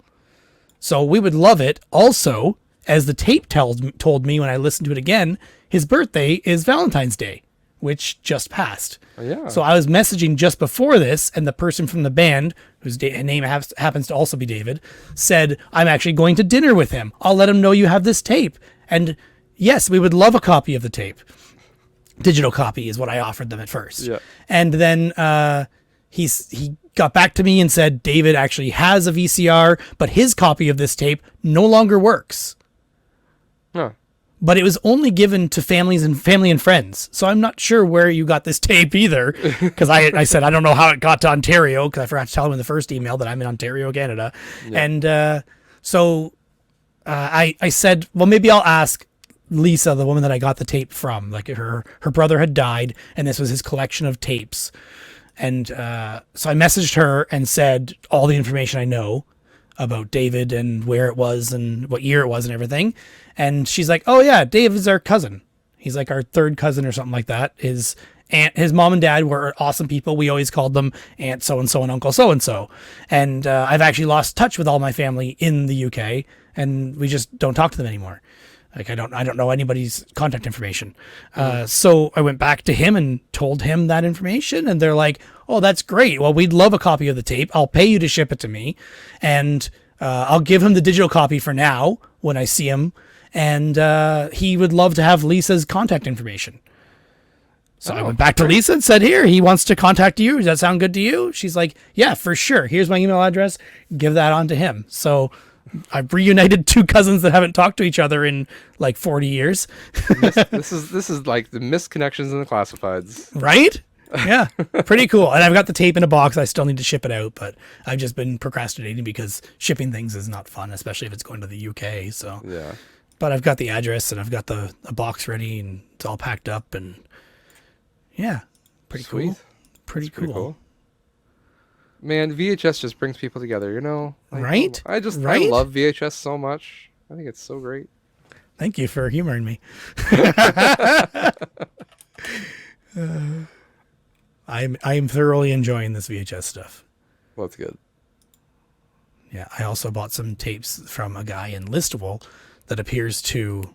it was like 35 tapes for $5. So I'm like, I'm going through Listowel anyway. Why not? It seems like he dubs tapes for people, digitizes them for them, and then he sells the tapes off afterward. But some of these are home videos. I'm like, does this person know you're selling on their home videos? So in some of those tapes, I'm like the one guy literally says we're on this street and this is this lake.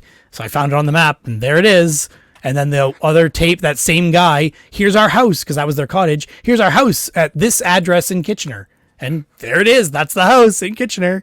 So Derek, there's some. Derek is like not worst case scenario, but like second worst case scenario person you want finding this stuff because he'll actually look up this stuff on Google. Yeah, a little bit.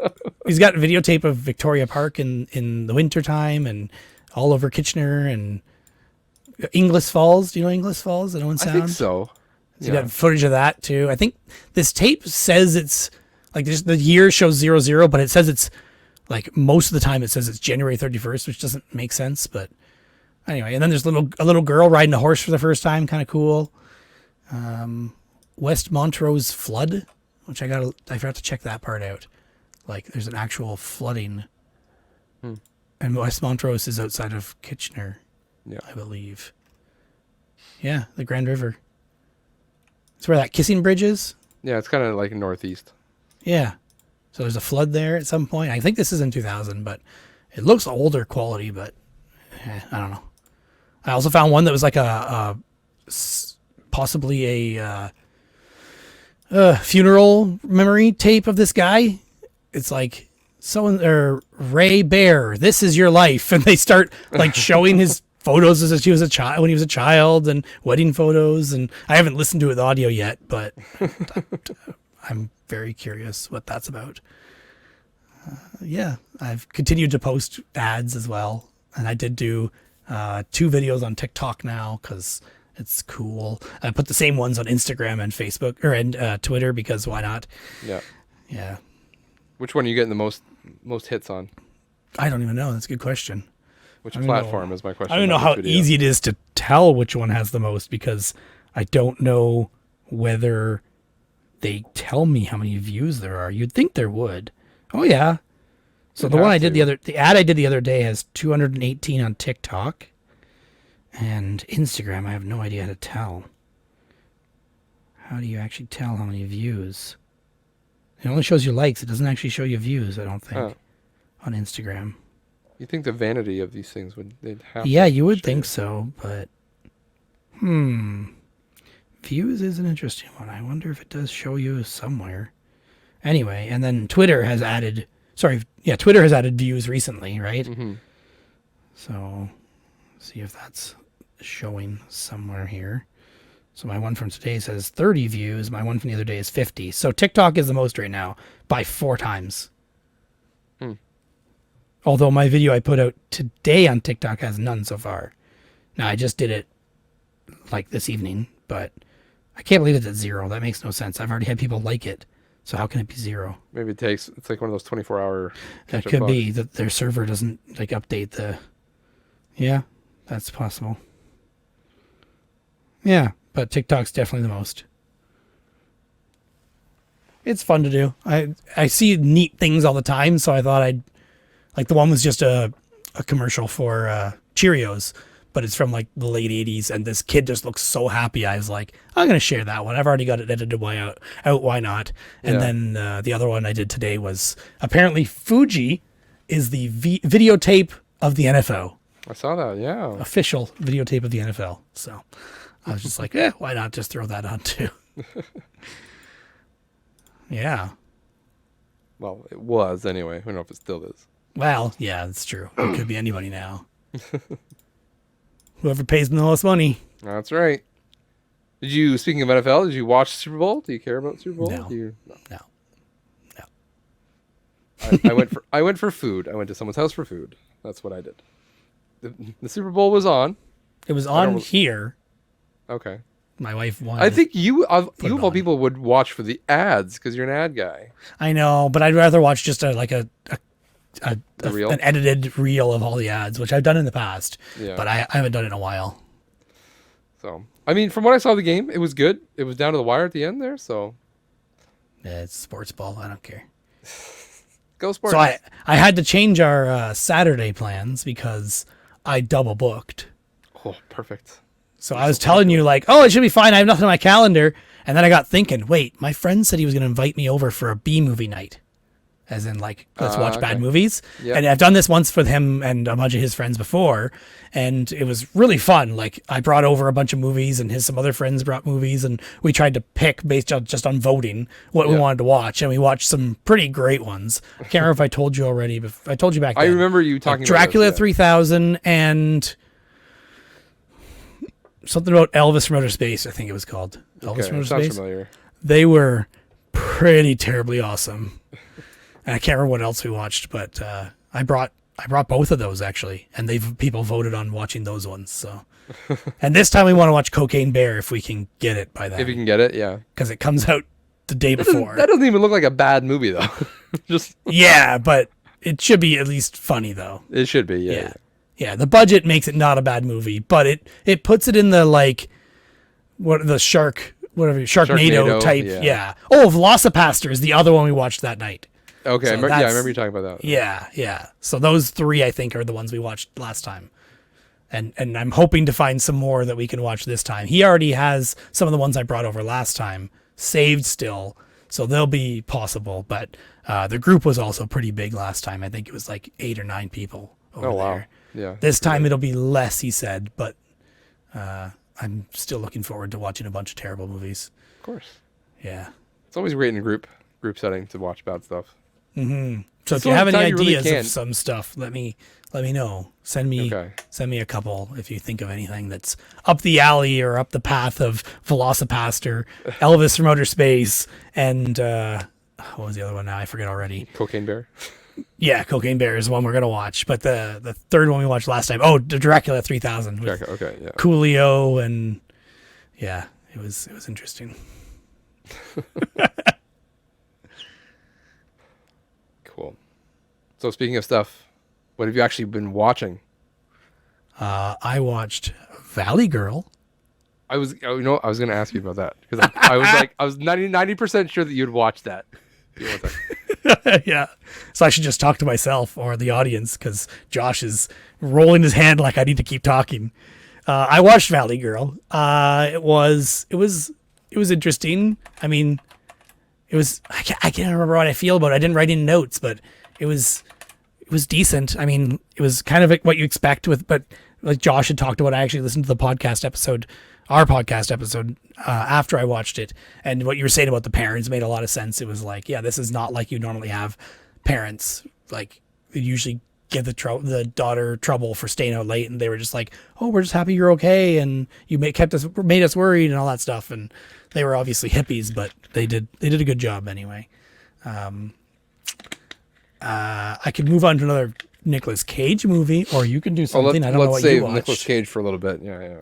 All right. Well, I did watch another movie. I should actually grab the year for this one. Mannequin from 1987.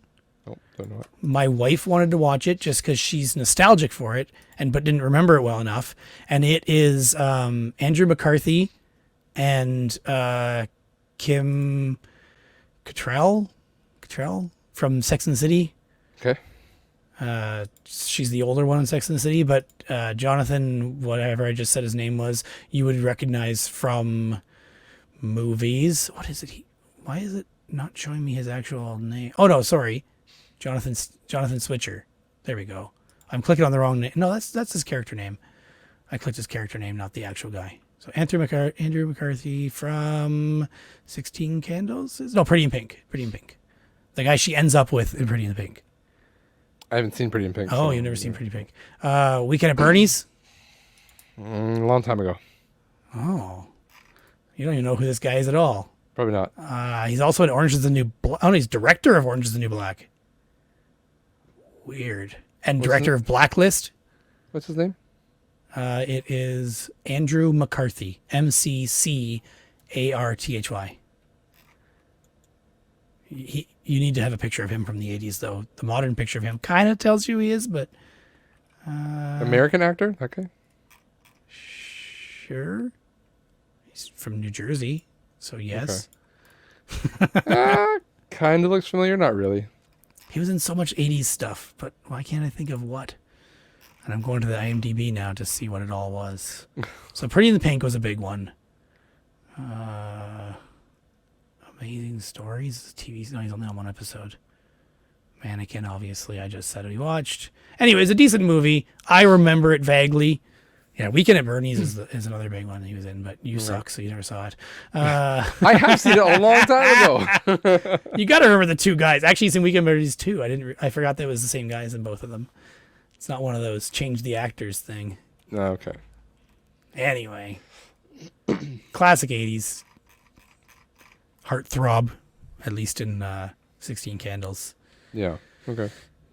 In fact, they changed the script of 16 Candles apparently because she had a connection with him in that movie, so they made it so that they ended up together instead of her ending up with Ducky, the nerdy friend.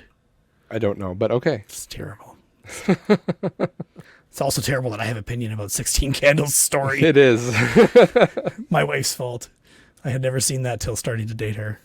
Anyway. Did your wife watch Valley Girl with you, or did you watch that by yourself? I watched by myself. Yep. Okay, I wasn't sure. You thought maybe you'd ask her. So. Yeah, and then you mentioned boobs right away. And then I was like, whatever, I'm going to watch this by myself because I'm going to watch it while I'm working. So. Oh, okay. Would you like okay. to... Well, we're going to come back to Valley Girl when you're done. So. Yeah. Would you... I've got two Nicolas Cages next. So just save those for the end. Skip over and go with you. That's all I got. Oh, that's all you got? Two Nicolas Cages left for what I watched. Okay. All right. I can talk about other things I did. I'll do my watch list and then we'll do our cage and then we'll move on. This is, we're in the meat of the show now. I think people are here. They've settled in nicely. So, my wife actually said she wanted to watch a scary movie. Which is, if you know my wife, this is like a very rare thing. My wife never does either. So, we had one of my friends over, Craig, who came over for Christmas. He was here. Mm-hmm. And for some reason, my wife's just like, let's watch a scary movie. I'm like, random. Like, normally Who just are Craig you? Yeah. Normally, Craig and I just come downstairs and we, like, watch something and fall asleep on the couch. Together. Together, yeah. It's a separated couch. It's okay. I know, but it's more funny the way I said it. Yeah, then we both wake up and then he leaves. So it's kind of a get in and get out. And we actually watched Get Out. That's why I said that, because get in and get out. Get it? Huh? I just figured it was a sexual innuendo. But it's both. That's what yeah, we watched Get Out with my wife, which Craig and I went to the theater to see. This is the and it's from like for you? 2017. Yeah, I haven't seen it since yet. 2017. It's Heard of Jordan, it. I haven't seen it yet. It's Jordan Peele's first, I think it's his directorial debut. Okay. So I was trying to think of something that was like, it's kind of tame. That is his directorial debut. It's a bit tame. It is scary and freaky at times, but it's more of a thriller than a horror. Which isn't it's normally him, right? He's a comedy guy. Yeah, right? but are his other movies he's directed, Us and Nope? They're all horror movies. He's gone into horror vibes. Oh, and then okay. he's been doing Twilight Zone, the new Twilight Zone. Oh, I didn't know that. So he's done like a full like shift into horror. He's a writer on that. Yeah. And the presenter, I think. Okay. It says developed by, story by, written by creator for Twilight Zone. Yeah. Okay. So, yeah, Get Out is good. It's a good, easy. It's an easier watch. It's not too scary, where stuff's gonna, it's gonna mess you up. My wife thought it was scary, but again, she's a lightweight, so.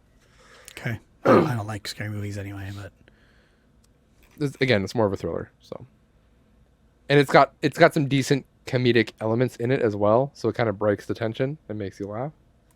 okay. So, it's a nice little combo. I wasn't gonna go straight horror, because then if she watched that, she'd never watch anything with us again. So, I'll save that for a good one later when she's not ready for it. After that, we were just flipping through my Plex while we were all sitting downstairs, and we saw the poster for Movie 43. Have you ever heard of Movie 43? This might be a movie for your guys' night, your bad movie night. Okay. This is one of those movies where it is an A-list cast, right? It is every big name actor or actress you could want in this movie is in this movie. 2013. Movie 43. So, yeah, it's in 2013. It was. Oh, 2013. Sorry, yeah. Yeah. Everybody in this movie was conned into making this movie. Whoever got it had like slipped their paperwork in with other paperwork, so that they signed their name. Yeah. The story behind this movie is more interesting than the movie itself. Is there a documentary on the story? I don't think so. Huh. And you can tell some people are just kind of like get on with it and they just kind of make do. Other people you can tell definitely do not want to be there. Well, yeah, I'm looking at the Richard names. Richard I'm Gere like, is like in this. Richard Gere is very obviously doesn't want to be in this movie, and he was trying to get out of it. But if he left, he'd like breach a contract and would lose like millions of dollars. huh. So, yeah, basically this movie shouldn't exist, and it's everybody. And it's a series of shorts. It's about kids on the internet trying to find the infamous movie 43. The storyline is complete bogus. It makes no sense. It's just to line up them finding these internet clips of these people doing these things, and it's all A-list actors doing it. It's a sketch comedy movie basically. Oh God. Okay. Yeah. Some of them are really bad, some of them are really funny. The first one has Hugh Jackman and Kate Winslet, and it is probably the funniest one in the movie. It is hilarious. Anyways, my wife, because we were watching Get Out, she's just like, oh, I need to watch something funny or watch something happy to get my mind off of what I just watched. Okay. I'm like, here, we'll watch some of these. They're stupid. So we didn't watch the whole thing. We just jumped around between the sketches to find the funny ones.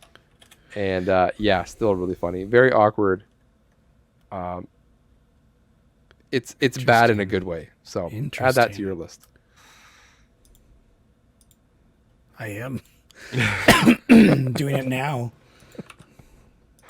Do some research on it so you can sell it. You can. Yeah, that is part of the thing when there's a bunch of people there. It's like you do need to sell it. Yeah. So, in terms of what else? Oh, introduce the kids to Aladdin. Oh. Trying to, break into watching some movies because they just watch their shows all the time, which is like stupid YouTube shows, like in those YouTubers, those stupid people. Mm-hmm. So I was just like, we sat down one night and we watched a movie and ate dinner and watched a movie. We don't do that very often, like eat and watch stuff because the kids just watch and don't eat. So, yeah, watch Aladdin. I have something related to that. I forgot how it, because the last time I watched Aladdin was probably on VHS. Okay. Yeah, I have something related to that. The animation on Aladdin is really freaking good. Yeah. Like really good. Some of that stuff had to be, I don't know how they did it, but it looks almost like 3D model, like computer animated. But in a very cool style. I know, it's all hand drawn. I don't know how they did it. It looks really cool. Disney money. Yeah, Disney money. Boys thought it was cool, I guess. They thought the magic carpet was the coolest part. He is pretty cool. I liked the monkey when I was a kid. I loved the monkey. I loved Abu. Yeah, I did too. Yeah, I still do. Monkeys were my favorite animal before that. Did you know that I had a pet monkey? Did you know that? No. I did. This is when you lived abroad? When I lived abroad. I had a pet monkey, yes. I was funny because I was just showing my son. You maybe told me. I was showing my son the pictures of this the other day. No, today. Today I was showing him the pictures. Hold on a second. For our audio viewers, I'm sorry. I'll continue talking. So I have something related. In my search through these VHS tapes, I found one VHS tape that is apparently all episodes of Aladdin, the TV show. So I queued it up and scrolled through it. There was almost no ads, but there's a couple good ones from 1995, I think it was. But my kids were wanting to watch shows, and we are canceling our Netflix because they're not allowing you to share accounts, and I had shared with my sister, so we're just getting off completely. And I put it on the TV on Plex because I added my VHS tape folder to Plex. Nice. And so they started watching my VHS recording of the Aladdin TV show upstairs.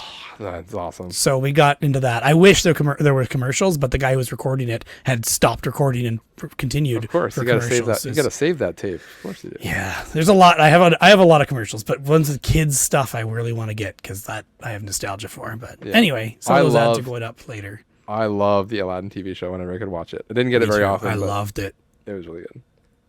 So anyone watching, this is my monkey. Your monkey. His name was Sammy. This is him. He was sitting in a mango tree. I had him tied up in a mango tree. Huh. I really hope that string's not tied to his testicles or something. That's around his waist. Just checking. Just checking. There he is. Cute little guy. So he would. I bought him for $3 Oh. overseas. Actually, I'm eating a watermelon in a mango tree. That's probably the best picture of him. He didn't like me at first, but it gave him about a week, and then I could do anything. I could pet him. I could pick him up. He would let me like look through his fur. You know how monkeys like look for lice? Yeah. I would do that, and then if I put my head down, he would look through my fur. I call Your my fur. Yeah, your fur. He looked at my fur for lice as well. So yeah, we had a good.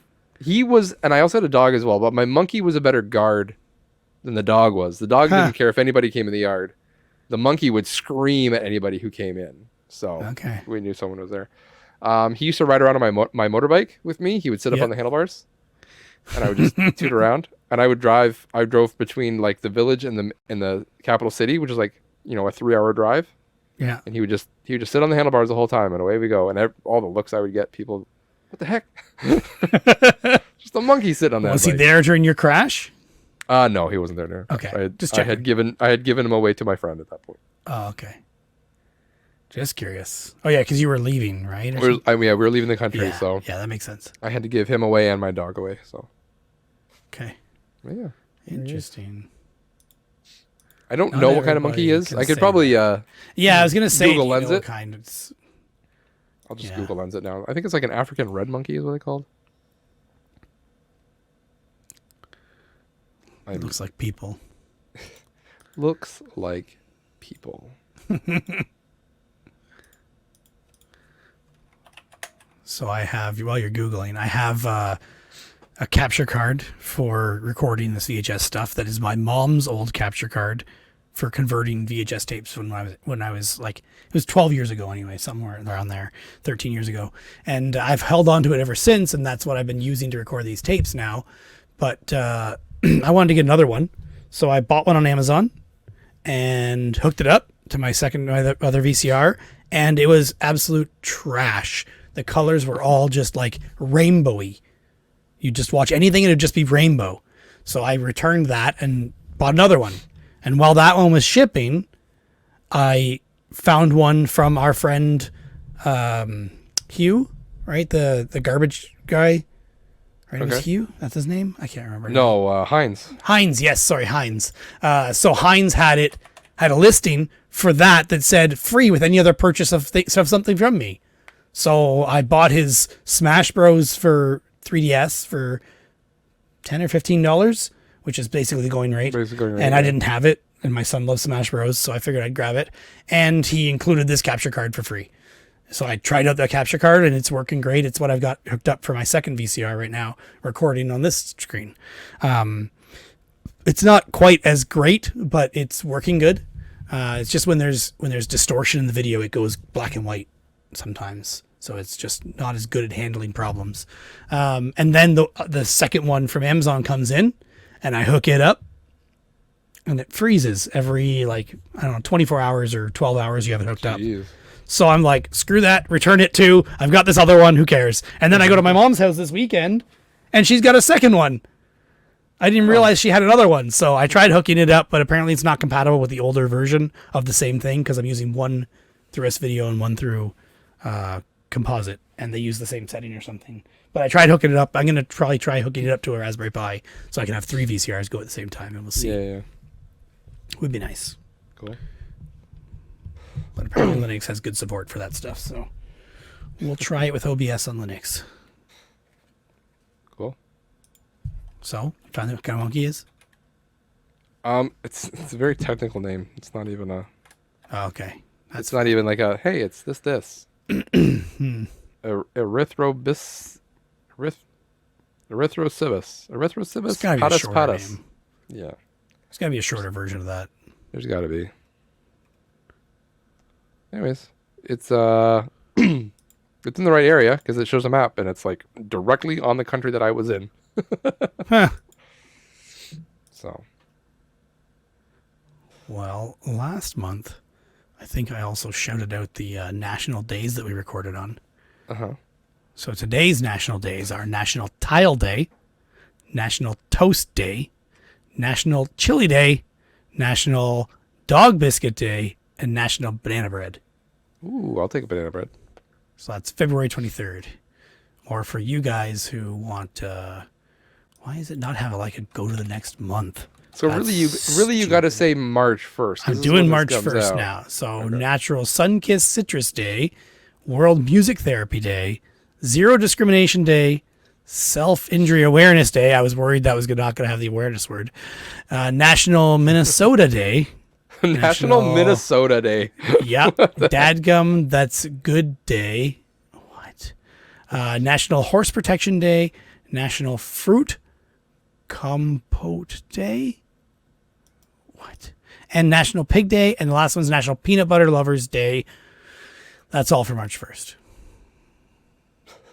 Yeah. Perfect. Yeah. Enjoy those days. I think that compote is like a jam almost. Okay. I was going to look it up, but I didn't bother. It just had a picture of a bunch of fruits in it. So I think that's what it is. Sounds good. All right. You ready for Cage? Sure. I got 2 more things to talk about. We can Okay. after. All right. Yeah. Okay. Or we can talk after Cage if you want. You decide your order because I don't know what you have after. I have 2 Cage things, and I have 2 other things that are not Cage related. Well, you decide when you want to put them in. Right. I defer to you. So a while ago, I listened to a podcast about PUBG, PlayerUnknown's Battlegrounds. Yep. And that podcast was called the Drop Zone Podcast. And on one episode, they joked about sharks being 100% neck. And me being me, I was like, I'm going to make a t-shirt design for them. So I designed a t-shirt that is a picture of a shark. It says anatomy of a shark.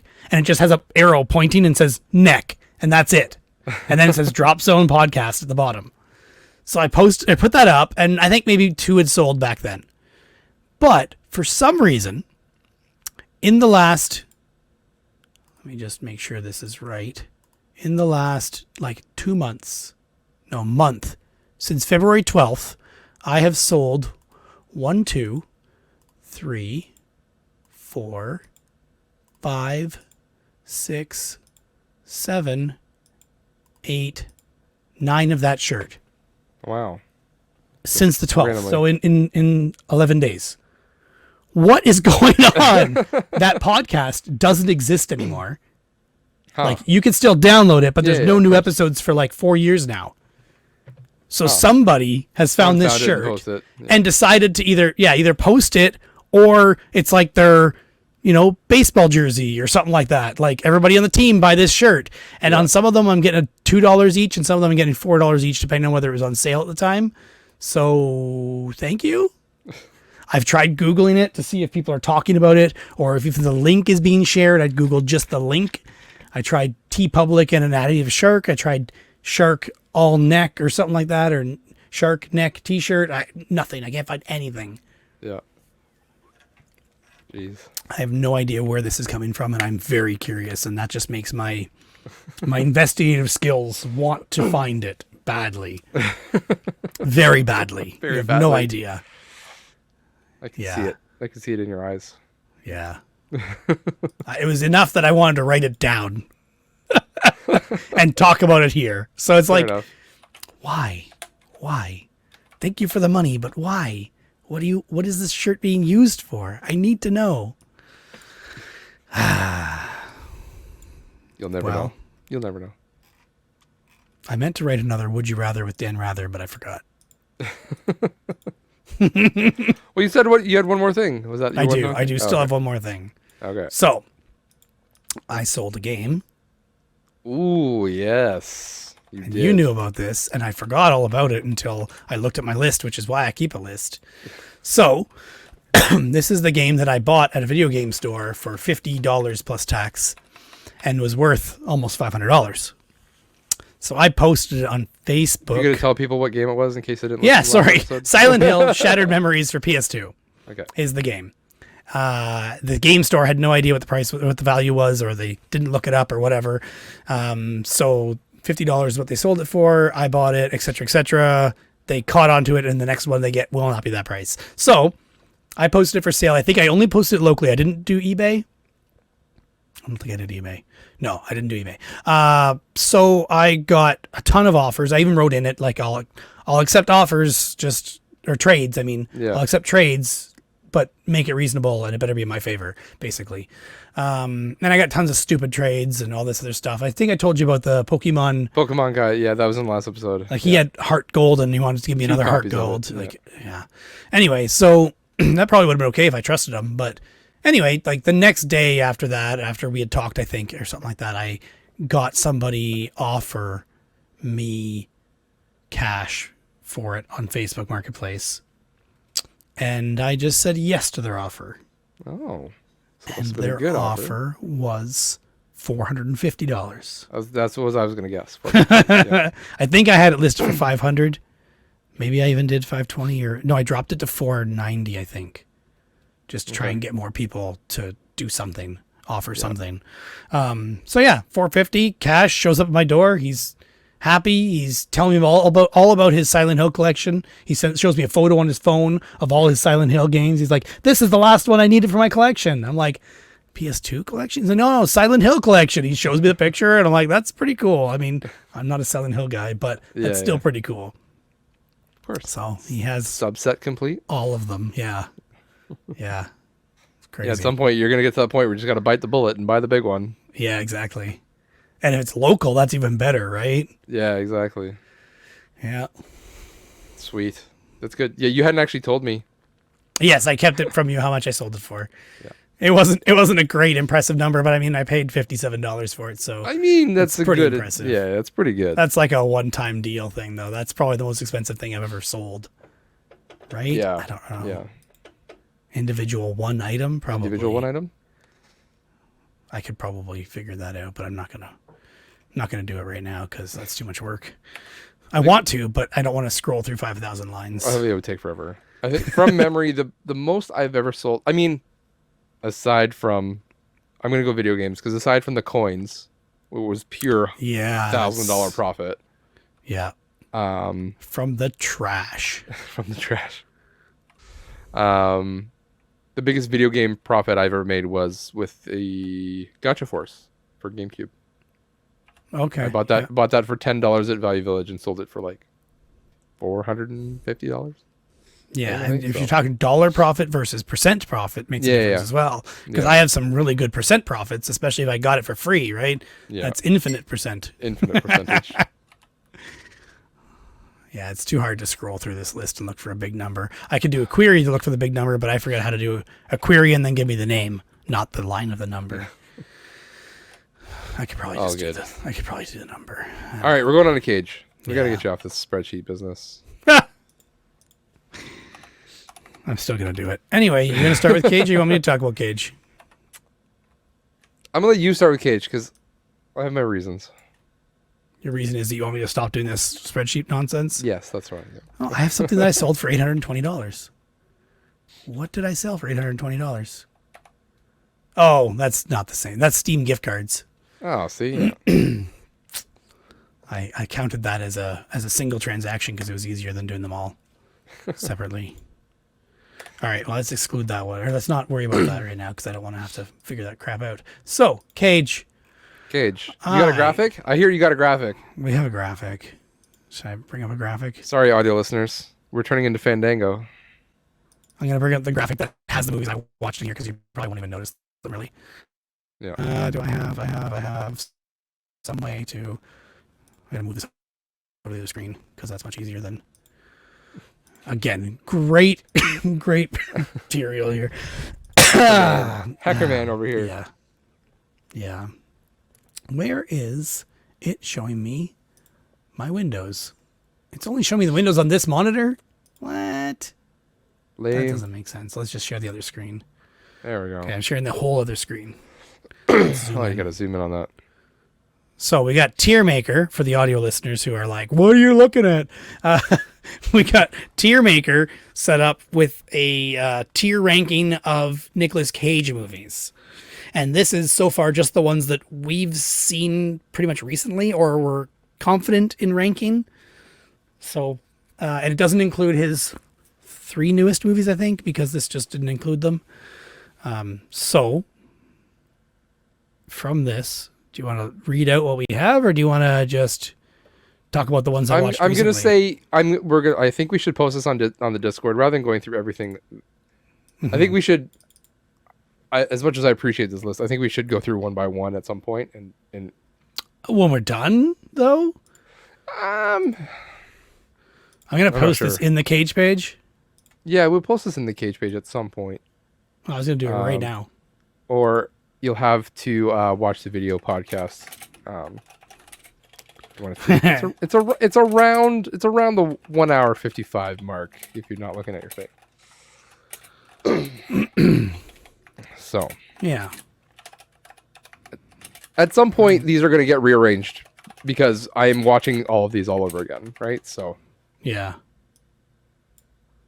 Well, I'm posting it in the Discord anyway. okay.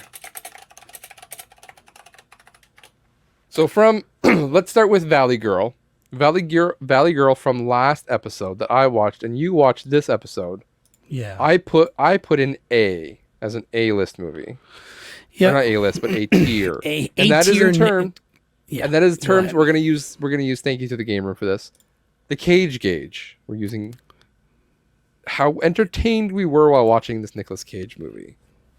Not in terms of how awesome was the movie or how I mean, terrible that- was the movie. that could work It's into it. both things together, really. Yes. Yes. It's how cagey was the movie, or how good was the movie considering it's Nicolas I mean, Cage. a movie can be very cagey, but just be bad, and it will still get a lower ranking as a cagey movie that just works, right? And it'll get higher.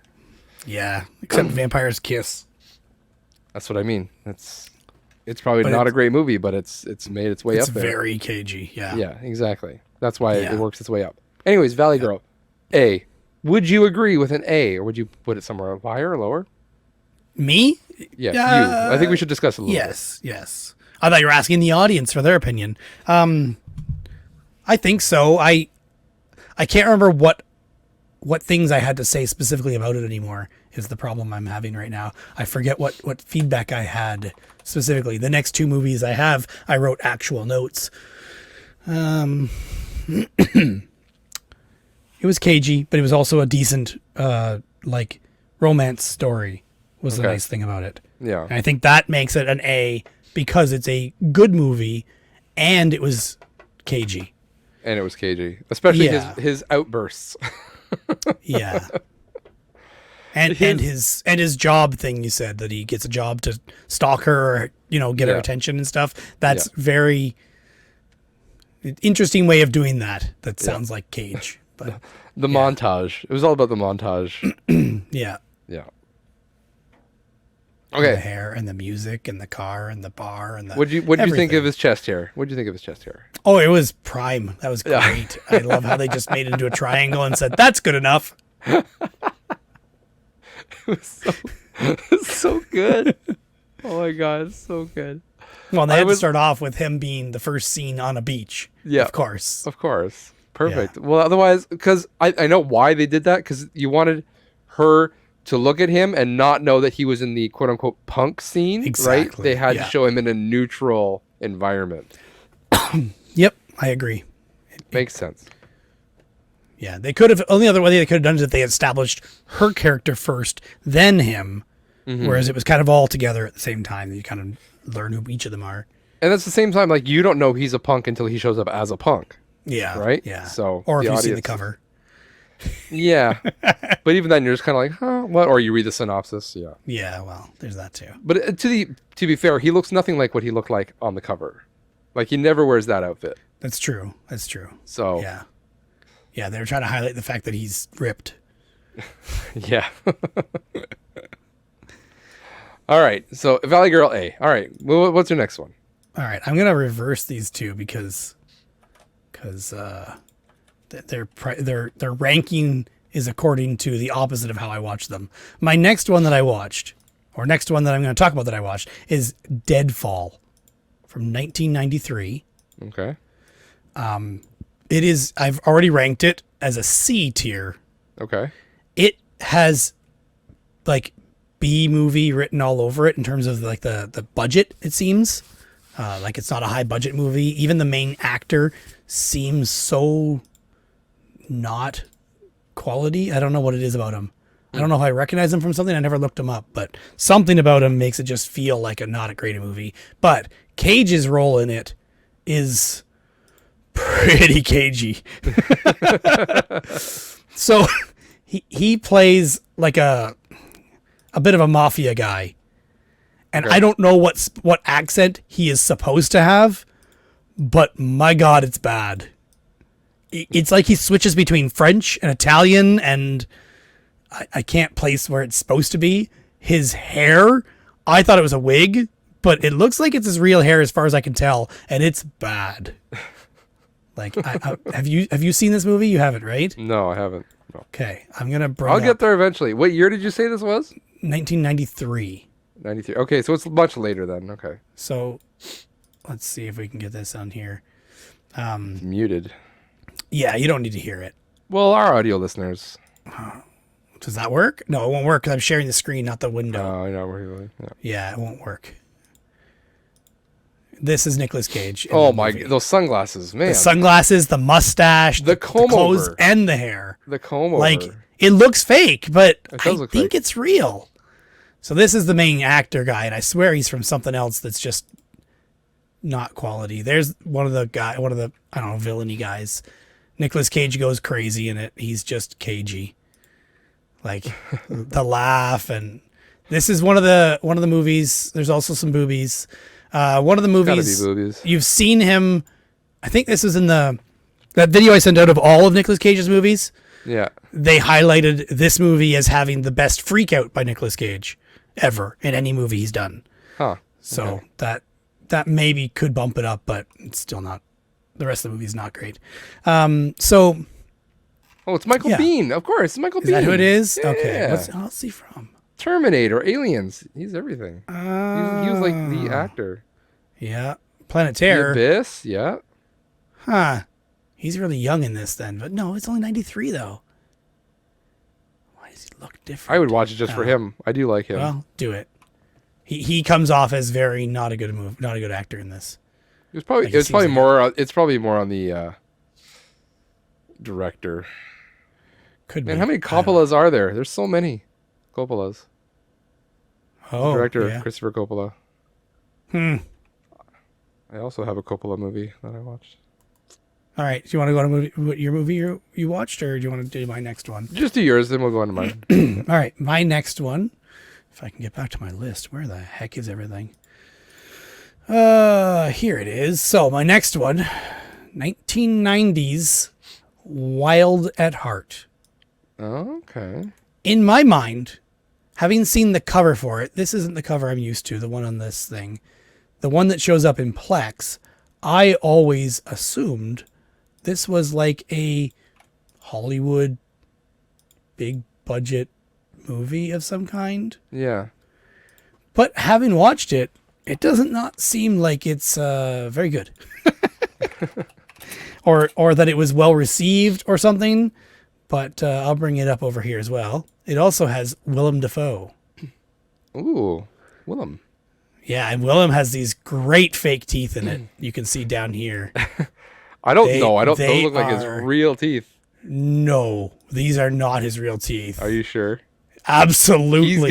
He's got. There are teeth. some great close-ups of it. They are like pointy, tiny teeth. Oh, okay. And what's her name is in it as well? Is that Laura Dern? Probably. I don't know. Yeah. It is Laura Dern. Yeah. So it's got people, and also what I didn't realize before I watched it, director David Lynch. Of course. That I wish I had noticed before. So other notes I have here, bad acting and bad editing both felt forced. And I wrote that at the very beginning, like after the first little bit, because they felt like they were forcing scenes to fit together and people were like looking off in the distance and then it fades into a flashback. It's like really bad that way. Lots of topless and sex scenes.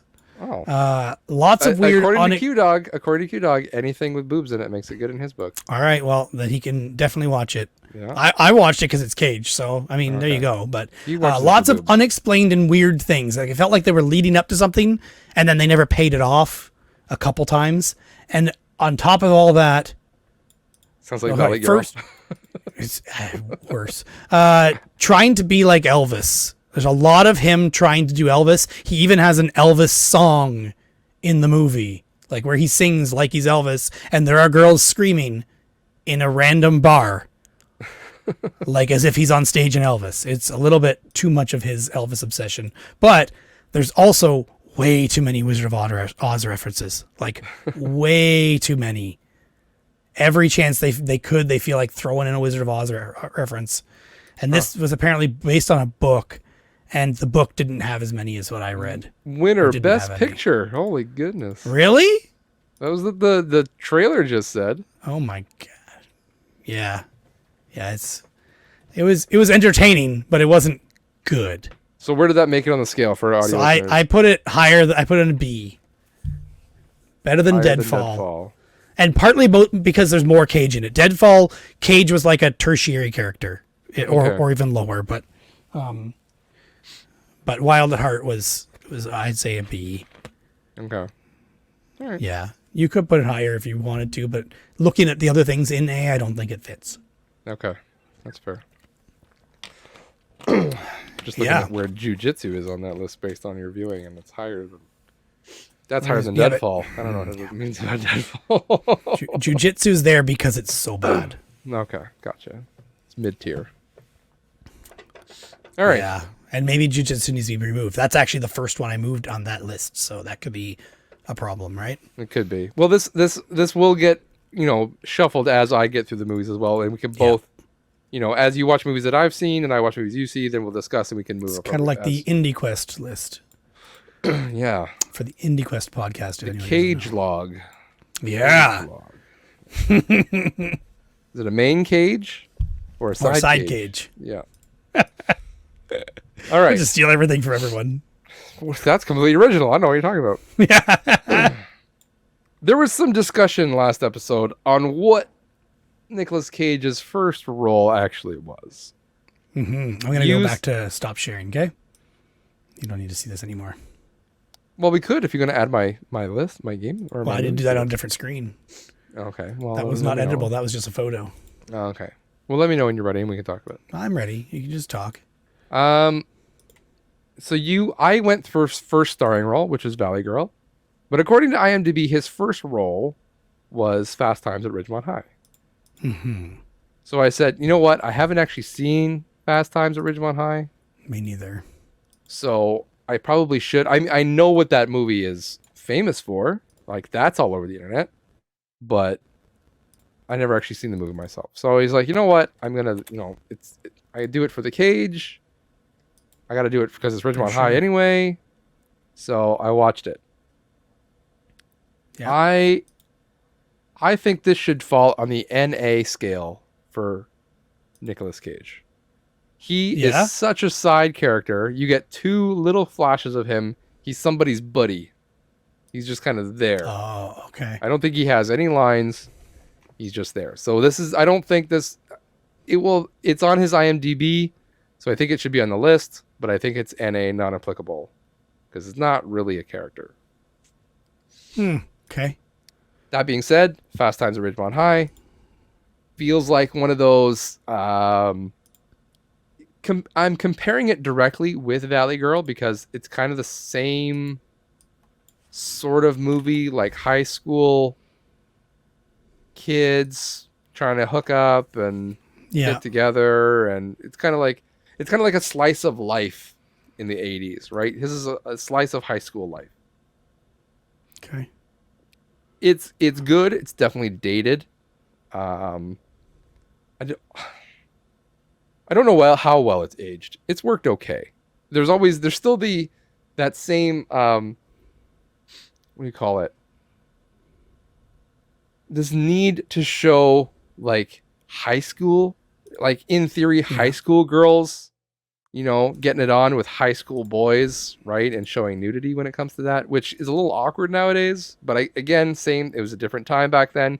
Clearly they're not teenagers, but they portray themselves as. So, yeah.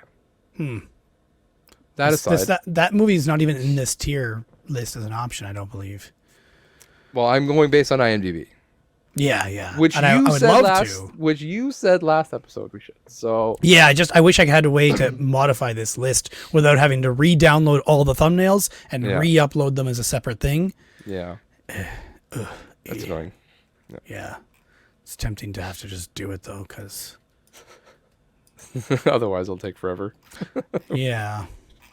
Anyways, so yeah, Fast Times at Ridgemont High. It's good if you're into that kind of slice of life movie. Go and watch it out. Watch. Go and find it out. Go and watch it out. I don't know. Sure. I don't even know what I've said. You know what I mean. Yes. All right. So from there, I decided to go on to obviously Valley Girl came out in forget what year that came out. Anyways, it came out after Fast Times at Ridgemont High, so it would have been 82 or 83, I guess. Because the next movie I watched was the next one after Valley Girl called Rumblefish. Okay. And this one has more Cage in it, but more than Fast Times at Ridgemont High, but less than Valley Girl. So I would still consider this almost an NA. He's in it, but barely. And this is the Francis Ford Coppola movie, which I'm not sure what, because Nick Cage was obviously Nicholas Coppola, right? That was his real name. Yeah. Is he related to Francis Ford Coppola? I could Google search this, but I haven't. I don't remember. He is somebody's son. Obviously. Somebody Coppola's son, I mean. Thanks, Derek. So helpful. Relatives. It says So this is Nick's uncle. Francis Ford Coppola is Nick Cage's uncle. Nick Cage's uncle. Okay. Yeah. Fair enough. The best part about Rumblefish is a very young Diane Lane. She's very attractive. So August Coppola is Nicolas Cage's father. Okay. I don't even know who August Coppola is. So. He died in 2009. Couldn't tell you. He's an author, film executive. Yeah. All right. And the brother of Francis Ford Coppola. Okay.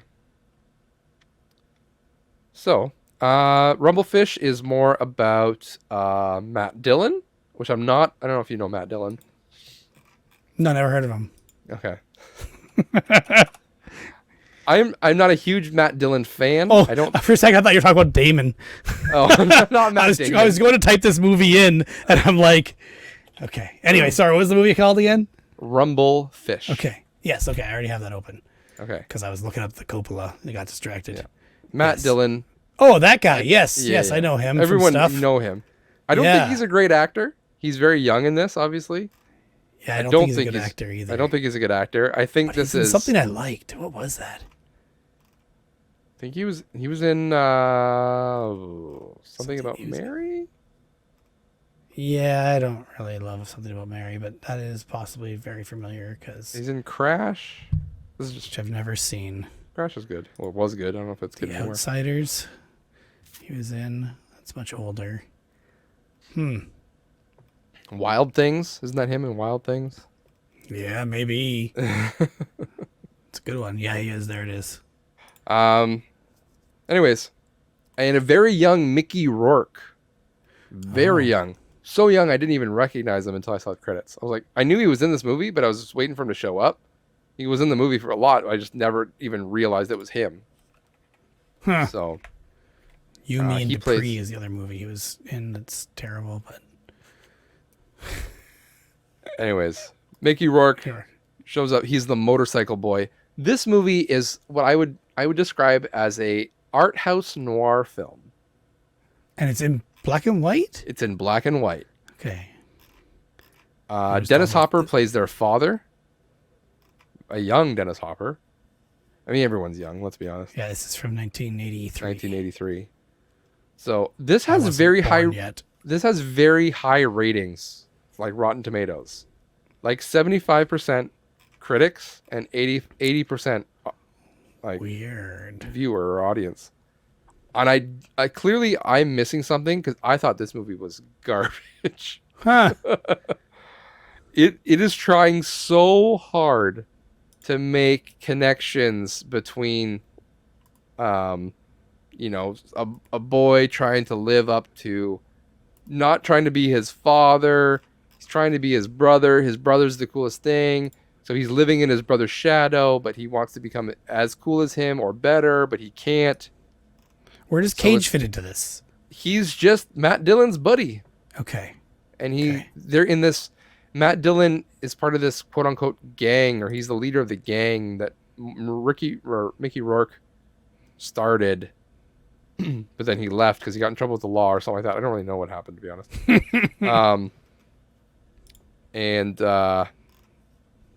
Yeah, they have to go to this fight, and the whole thing just feels forced. All the acting feels forced. Matt Dillon, it feels like he's just saying words because they were written on paper and not because he has any conviction behind why he's saying these things. So I think we may need a list here for tracking all these movies because we're going to forget what we've watched and what we thought of them. Get a spreadsheet, man. Let's just get a spreadsheet. And we can just type it down. Yep. I'm not kidding. That's what I'm doing. I'm going to our shared account and creating a spreadsheet. Eric would be pleased. So, yeah, and I was going to watch another Nicolas Cage movie, because I was like, this is not working out. I need to watch something else. But, yeah, that didn't happen. Why not?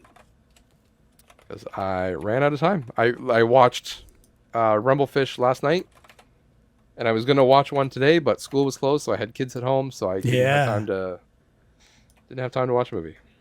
Yeah, I keep meaning to watch. But you know what? To be honest, more. I think I wanted to watch one more this time because I think both of these are NA. I wanted to watch one that at least could put on the scale. Yeah. But I think honestly, like 2 each per month is probably good. Otherwise, they're all just going to blend together. So. Yeah, I want to watch more. I need to. So, we are. I'm trying to figure out what kind of rating system or what kind of spreadsheet we're doing here.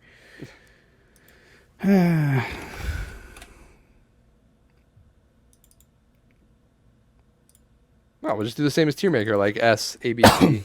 Yeah, I'm trying to have a note of why, like especially with not applicable. You're like, yeah, he's barely in it.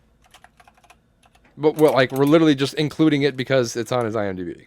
Yeah, and we're trying to remember what we've seen and what we haven't, because eventually we're going to get to a point where like, did we watch that one? And at least it'll be searchable there, right? Like we can look up the movie and be like, oh yeah, there it is. Yeah, so that is my plan. The next one on the docket, if anyone is interested in watching this movie ahead of time so they can hear my thoughts on it next episode, I'm obviously going down the IMDb list. The next one will be Racing with the Moon. It's the one I'll be watching for next month, as well as probably the one that came out after that next one on IMDb. I'm not sure which that is yet. I haven't downloaded it. So, but look on IMDb and you'll see it. All right. Fun. Yeah. Fun. Well, I'm going to try and make this into a list now. Well, we can do this after. Or unless do you have anything else? Because I think I'm tapped. I don't have. Oh, I do. Where's your list? Yeah, where did that all go? Too many tabs, too many windows. No, tabs is the problem because then you can't see the window, or you can't see the tab that's open.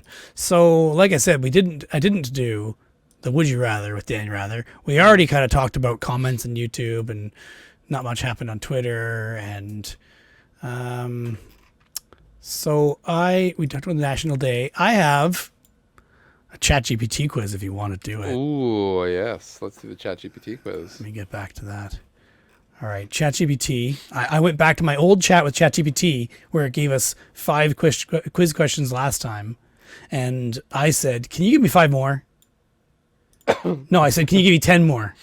Okay, 10 more. Okay. Yeah, and is this video game quiz? Yeah, video game quiz. Okay. I was not impressed with the quiz, so I'm like, "All right, can you give me some more with humor?" And then it fell flat on its face for that. There's like maybe 1 or 2 that are funny. Okay. So I'm like, generate a new response, and it's the same crap. It's more like, yeah, you don't know what humor means. So I'm just going to start with some of them and we see how it goes. You just don't get it, man. Yeah. In the game Minecraft, what is the name of the block that can be used to create nether portals? Obsidian. Yes, that's correct. I know because my son and I just built portals in his Minecraft. In the game Grand Theft Auto San Andreas, what is the name of the main character the player controls? I've never played San Andreas, but I think it's CJ. Oh, do you know what it stands for, though? No, I have no idea. Carl Johnson. Doesn't matter. Okay. I wouldn't know. You did better than me. In the game Bioshock, what is the name of the underwater city where the game takes place? Oh, I've never played Bioshock. Give me a second. It has biblical meaning. Is it Rapture? It is Rapture. Yeah. Okay. All right. Yeah. All right. Hey, I'm better at video games than I think I am. Hint may have helped, but I probably would have got that. But anyway, in the game Assassin's Creed, what's the name of the device that allows the protagonist to retrieve the memories of their ancestors? Oh. I probably never got this. I've never played Assassin's Creed for more than 5 minutes.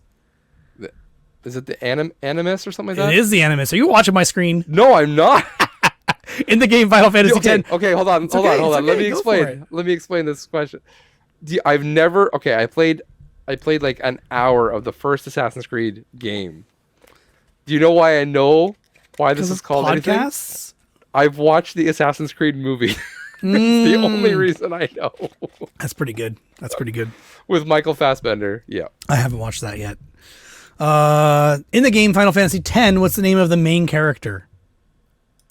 Haven't played Final Fantasy X, but I think it's Titus or Titus, however they want to say it. That is it. Yep. In the game Tetris, how many different shape blocks are there? You mean the tetrominos? I think there's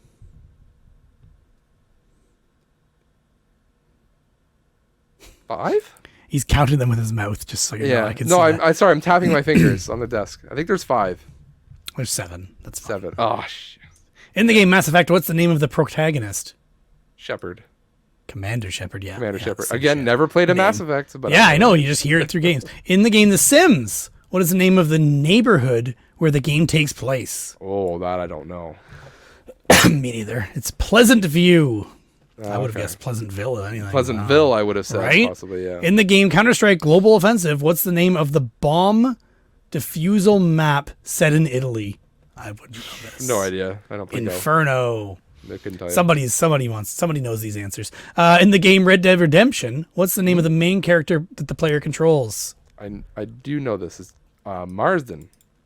John Marsden. John Marsden. Yeah, sorry. Yeah. So then I asked for the humorous ones, and it did not do very good.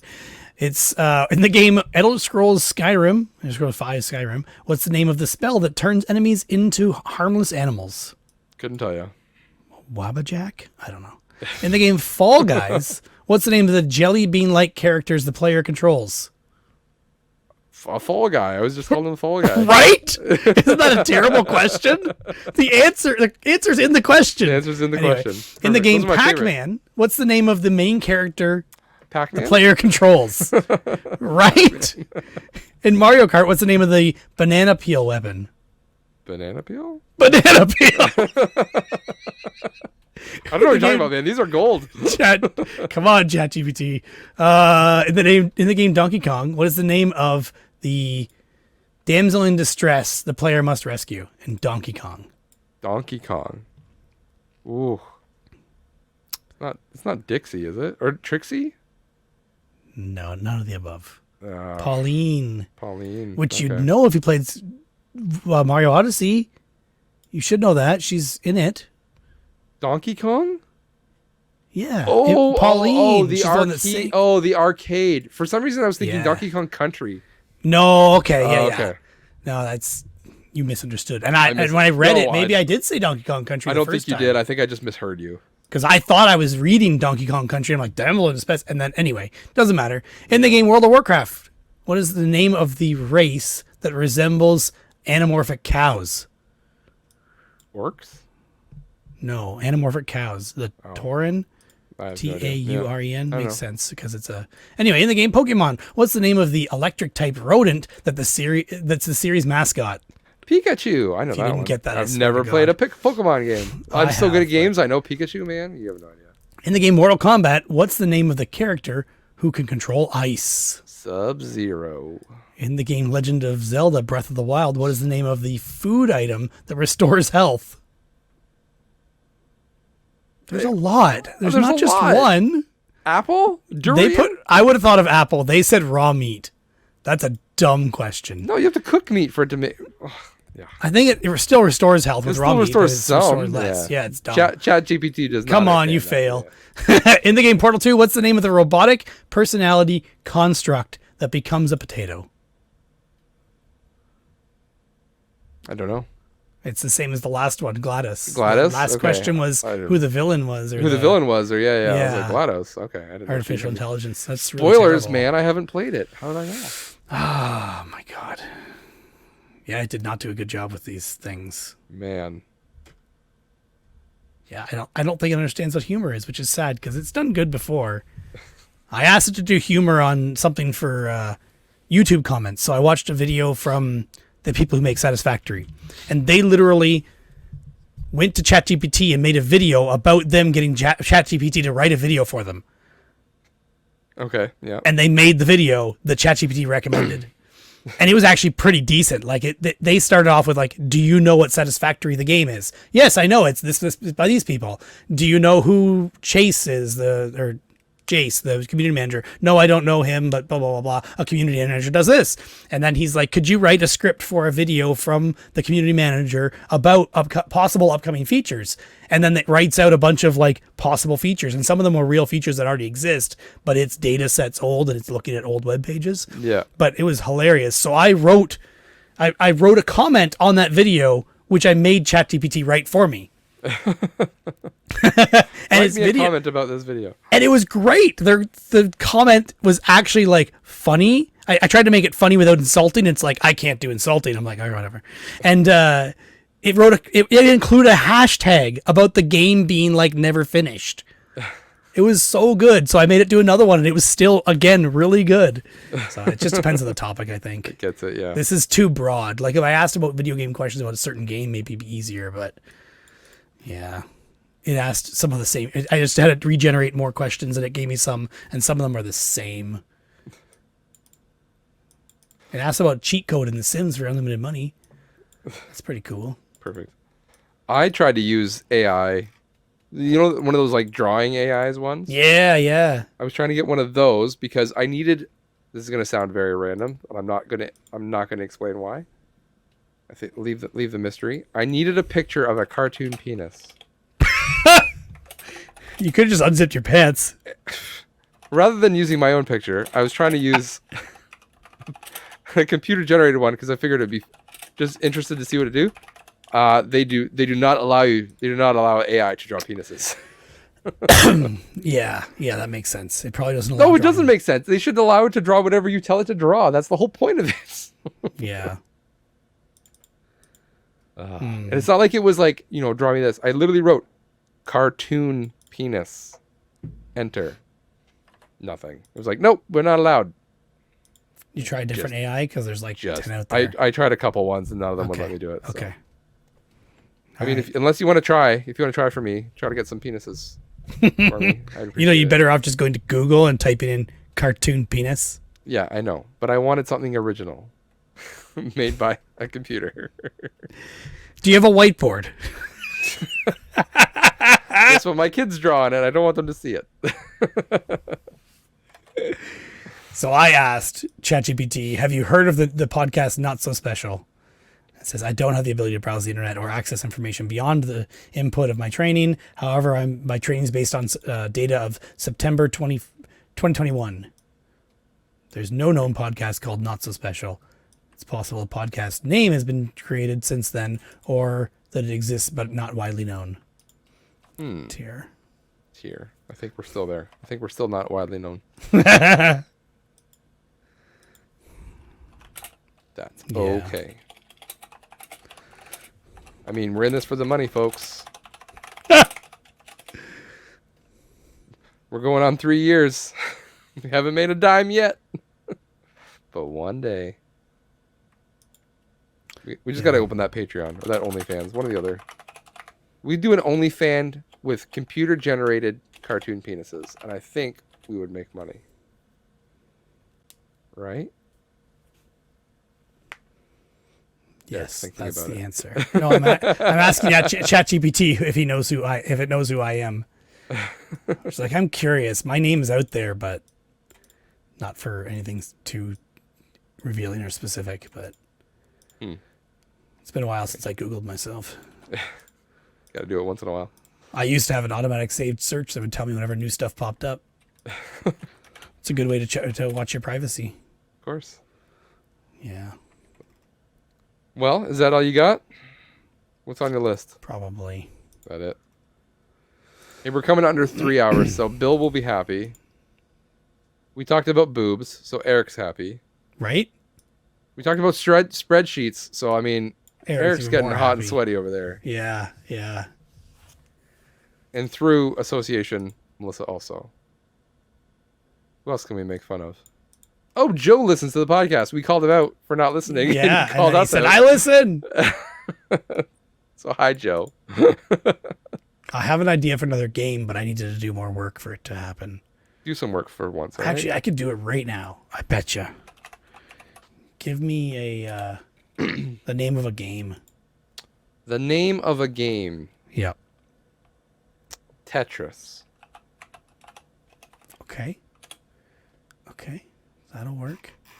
And now Is this like Mad Libs now? Give me a verb. I wish it was. That would be actually good to do with ChatGPT.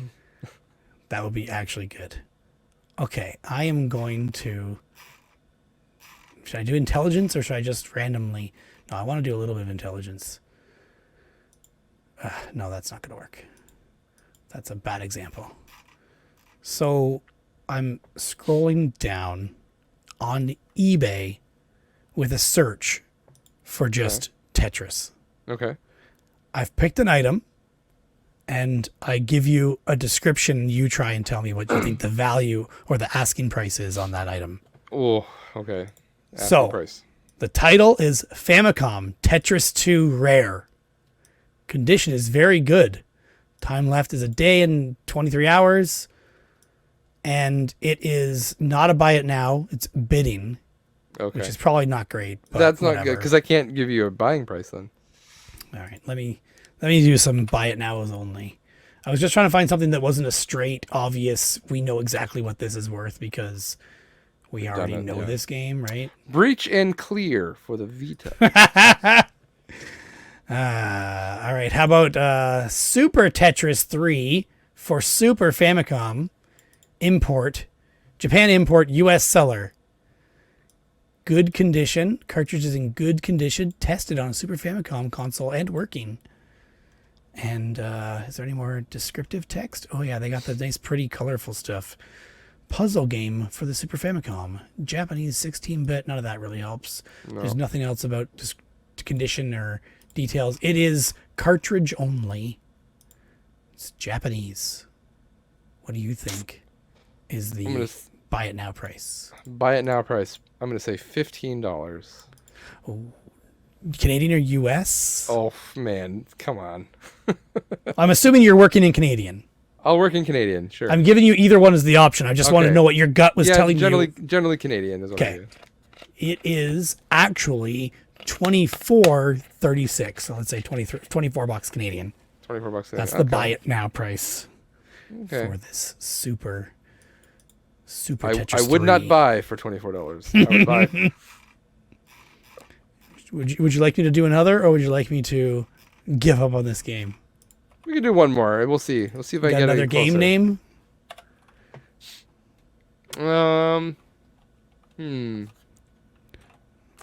Try Earthbound. Yeah, they're all fake. That's the problem. That's okay if we instead go Let's to... do Zelda. We'll just do Zelda. What? I'm doing... Hold on. Let's... What do you mean? Don't tell me hold on. You just said pick a name. Well, then I came up with one. So Okay, fine then. we'll do Zelda right after this. Okay. Zelda. Because Zelda's a good range, right? It is, but the interesting thing is what things come up that aren't just a video game. That's true. And also, I'm stealing this this idea from the Steam Machine podcast, which is Dalton and the I can't remember the names. Anyway, guys that are friends with Tadpog people. So Steam Machine podcast, they basically play video games and talk about them. It's a pretty cool podcast. We will do Zelda first. So Zelda, Legend of Zelda, Epona horse action figure, 5.5 inch, Nintendo 2000, rare. Condition is used. Has scuffs. Please check pictures. It is literally a loose horse. That is a weird term. But it is a horse with no box or manuals. It's definitely got some damage. Have you got a loose horse over there? It is missing an ear. Oh, jeez. What do you think is the buy it now price? I know those statues go for a lot of money. This is an action figure, like the knees bend and stuff. Yeah. Oof. In bad condition, with an ear missing. An ear missing, yep. I'm gonna go 150. Higher, 199.97. It's Price is Right rules, as long as I don't go over. I do also think it'd be a good idea for me to do Canadian listings only. That would make things easier. But then the next one, I did Earthbound, okay? Okay. Earthbound official plushies chosen for plush set. Hibonichi, I don't know what that is. Mother Project Japan. Condition is new. It is brand new in box. 4 plushies of the 4 main characters, I guess. Okay. It says Mother on the box, so it is Japanese for sure. And is there any other description? Nah, why would you put another description? Brand new. That's it. From Toronto. What do you think is the buy it now price? Buy it now for plushies. Earthbound plushies. 4 plushies. A 4 set. I'm gonna go $50. Oh, geez. No way. $299.99. Oh, jeez. $300. It must have been like limited or something. I see another one that shows up in the similar items. $500. Really? Jeez. Yep. So keep an eye out for those. All right. Well, I guess we know what to look for. There's the only 2 listings that are showing in the related area. Well, that's why they can charge so much. Possibly. Yeah. Have you tried looking for Django Unchained Xbox 360s? I haven't in a while. Now I'm going to, though. This is real good podcasting. We always do this at the end of the podcast. We just start looking things up. No matches. That's when I know it's time to start ending, when we just start looking things up on eBay. It's time to pull. Doesn't help that I brought in an eBay game. There are no Django Unchained Xbox 360 results at all. Nothing. Even unlisted. Oh, you know what? It would help if I spelled Django correctly. Django.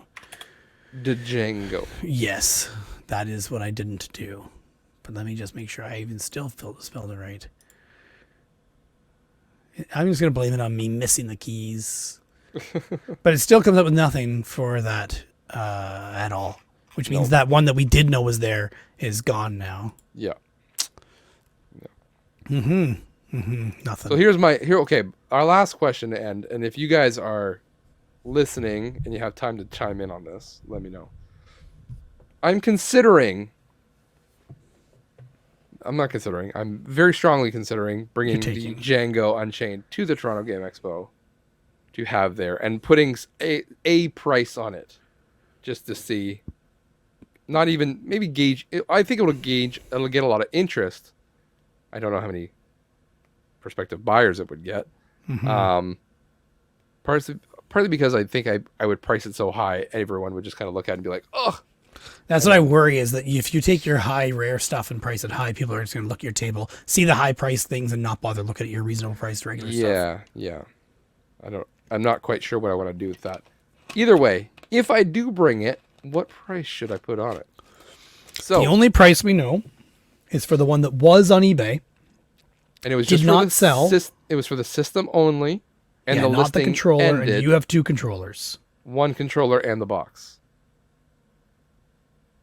Oh, you have 1 controller? Yeah, it only came with 1 controller. No, Oh, okay. I'm crazy. Oh, I'm thinking of your God of War Gears of one, War. maybe. Gears of War one, sorry. Yeah. Yeah. 1 controller and the original box, which the original box is nothing fancy, but it is the original box. It has the sticker of the company that made the console. Which at least verifies that it's real. Yeah. Yeah. So if it was $3,000 but it didn't sell for the console only, that almost sounds like it was $2,500, I think, when it ended. You dropped it to 25. Oh, okay. Yeah. So But there are only 8 of these known to exist. Is it 8? I thought it was 20.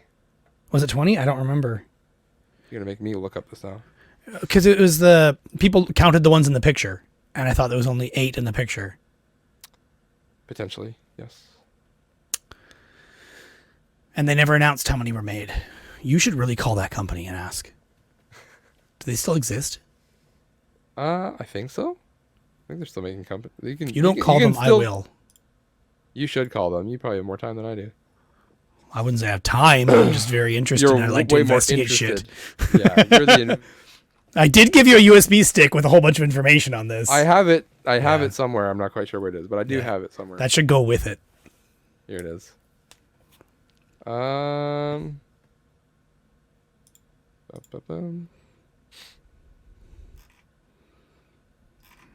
You need to bring that too when if you're going to sell it, because people are going to be that very puts the curious. value up. Yeah, to see where the value came from. Nothing saying 1, 2, 3, 4, 5, 6, 7, 8. Yeah, 8-ish. We have a And picture there were of people posting saying that they had one or things like that. So, I mean, how would you believe them? But releases February. It actually released in Canada before the US, according to this website, but who knows? Yeah, I don't know. Color Wave. That's the company? Yep. Color Wave or Colorware. Sorry, Colorware. You're right, Colorware.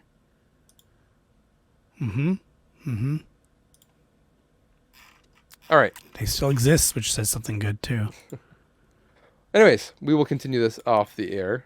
Thank you, everyone, for listening. If you have a price that you would consider, you'd think... Oh, shoot. If you have a price that you think... I thought it was a cork popping. Just me hitting my mic arm. I should put that at... I'd love to hear your input. For anyone listening, hit me up on Twitter. Hit me up on Discord. If you need a link to the Discord, talk to me or Derek somewhere. Comment on the video. On YouTube. Again, Twitter.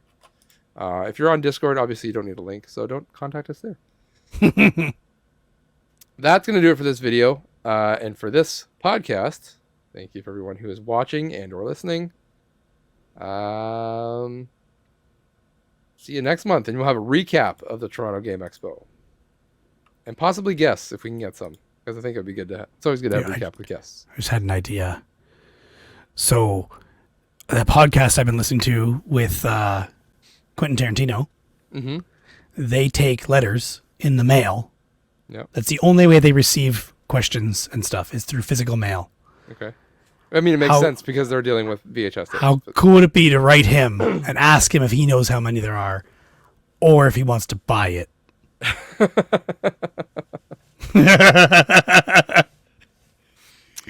That would be pretty cool. It would be pretty cool. It'd be more cool if I was as cool as Chris Roberts. And, sure. You haven't heard this story yet, but Chris Roberts is in touch with that podcast and got copies of a tape signed for him and someone else. Oh, I didn't know that. I thought you and Chris were buddies. Yeah. Anyways, go and listen to the Retro Nonsense. Go and listen to the Retro Nonsense podcast because that was a good episode. Chris Roberts is pretty cool, no matter what he does, bastard. All right, that's going to do it for this episode. Thank you very much for listening, watching, and we'll see you all next month. Bye. Bye.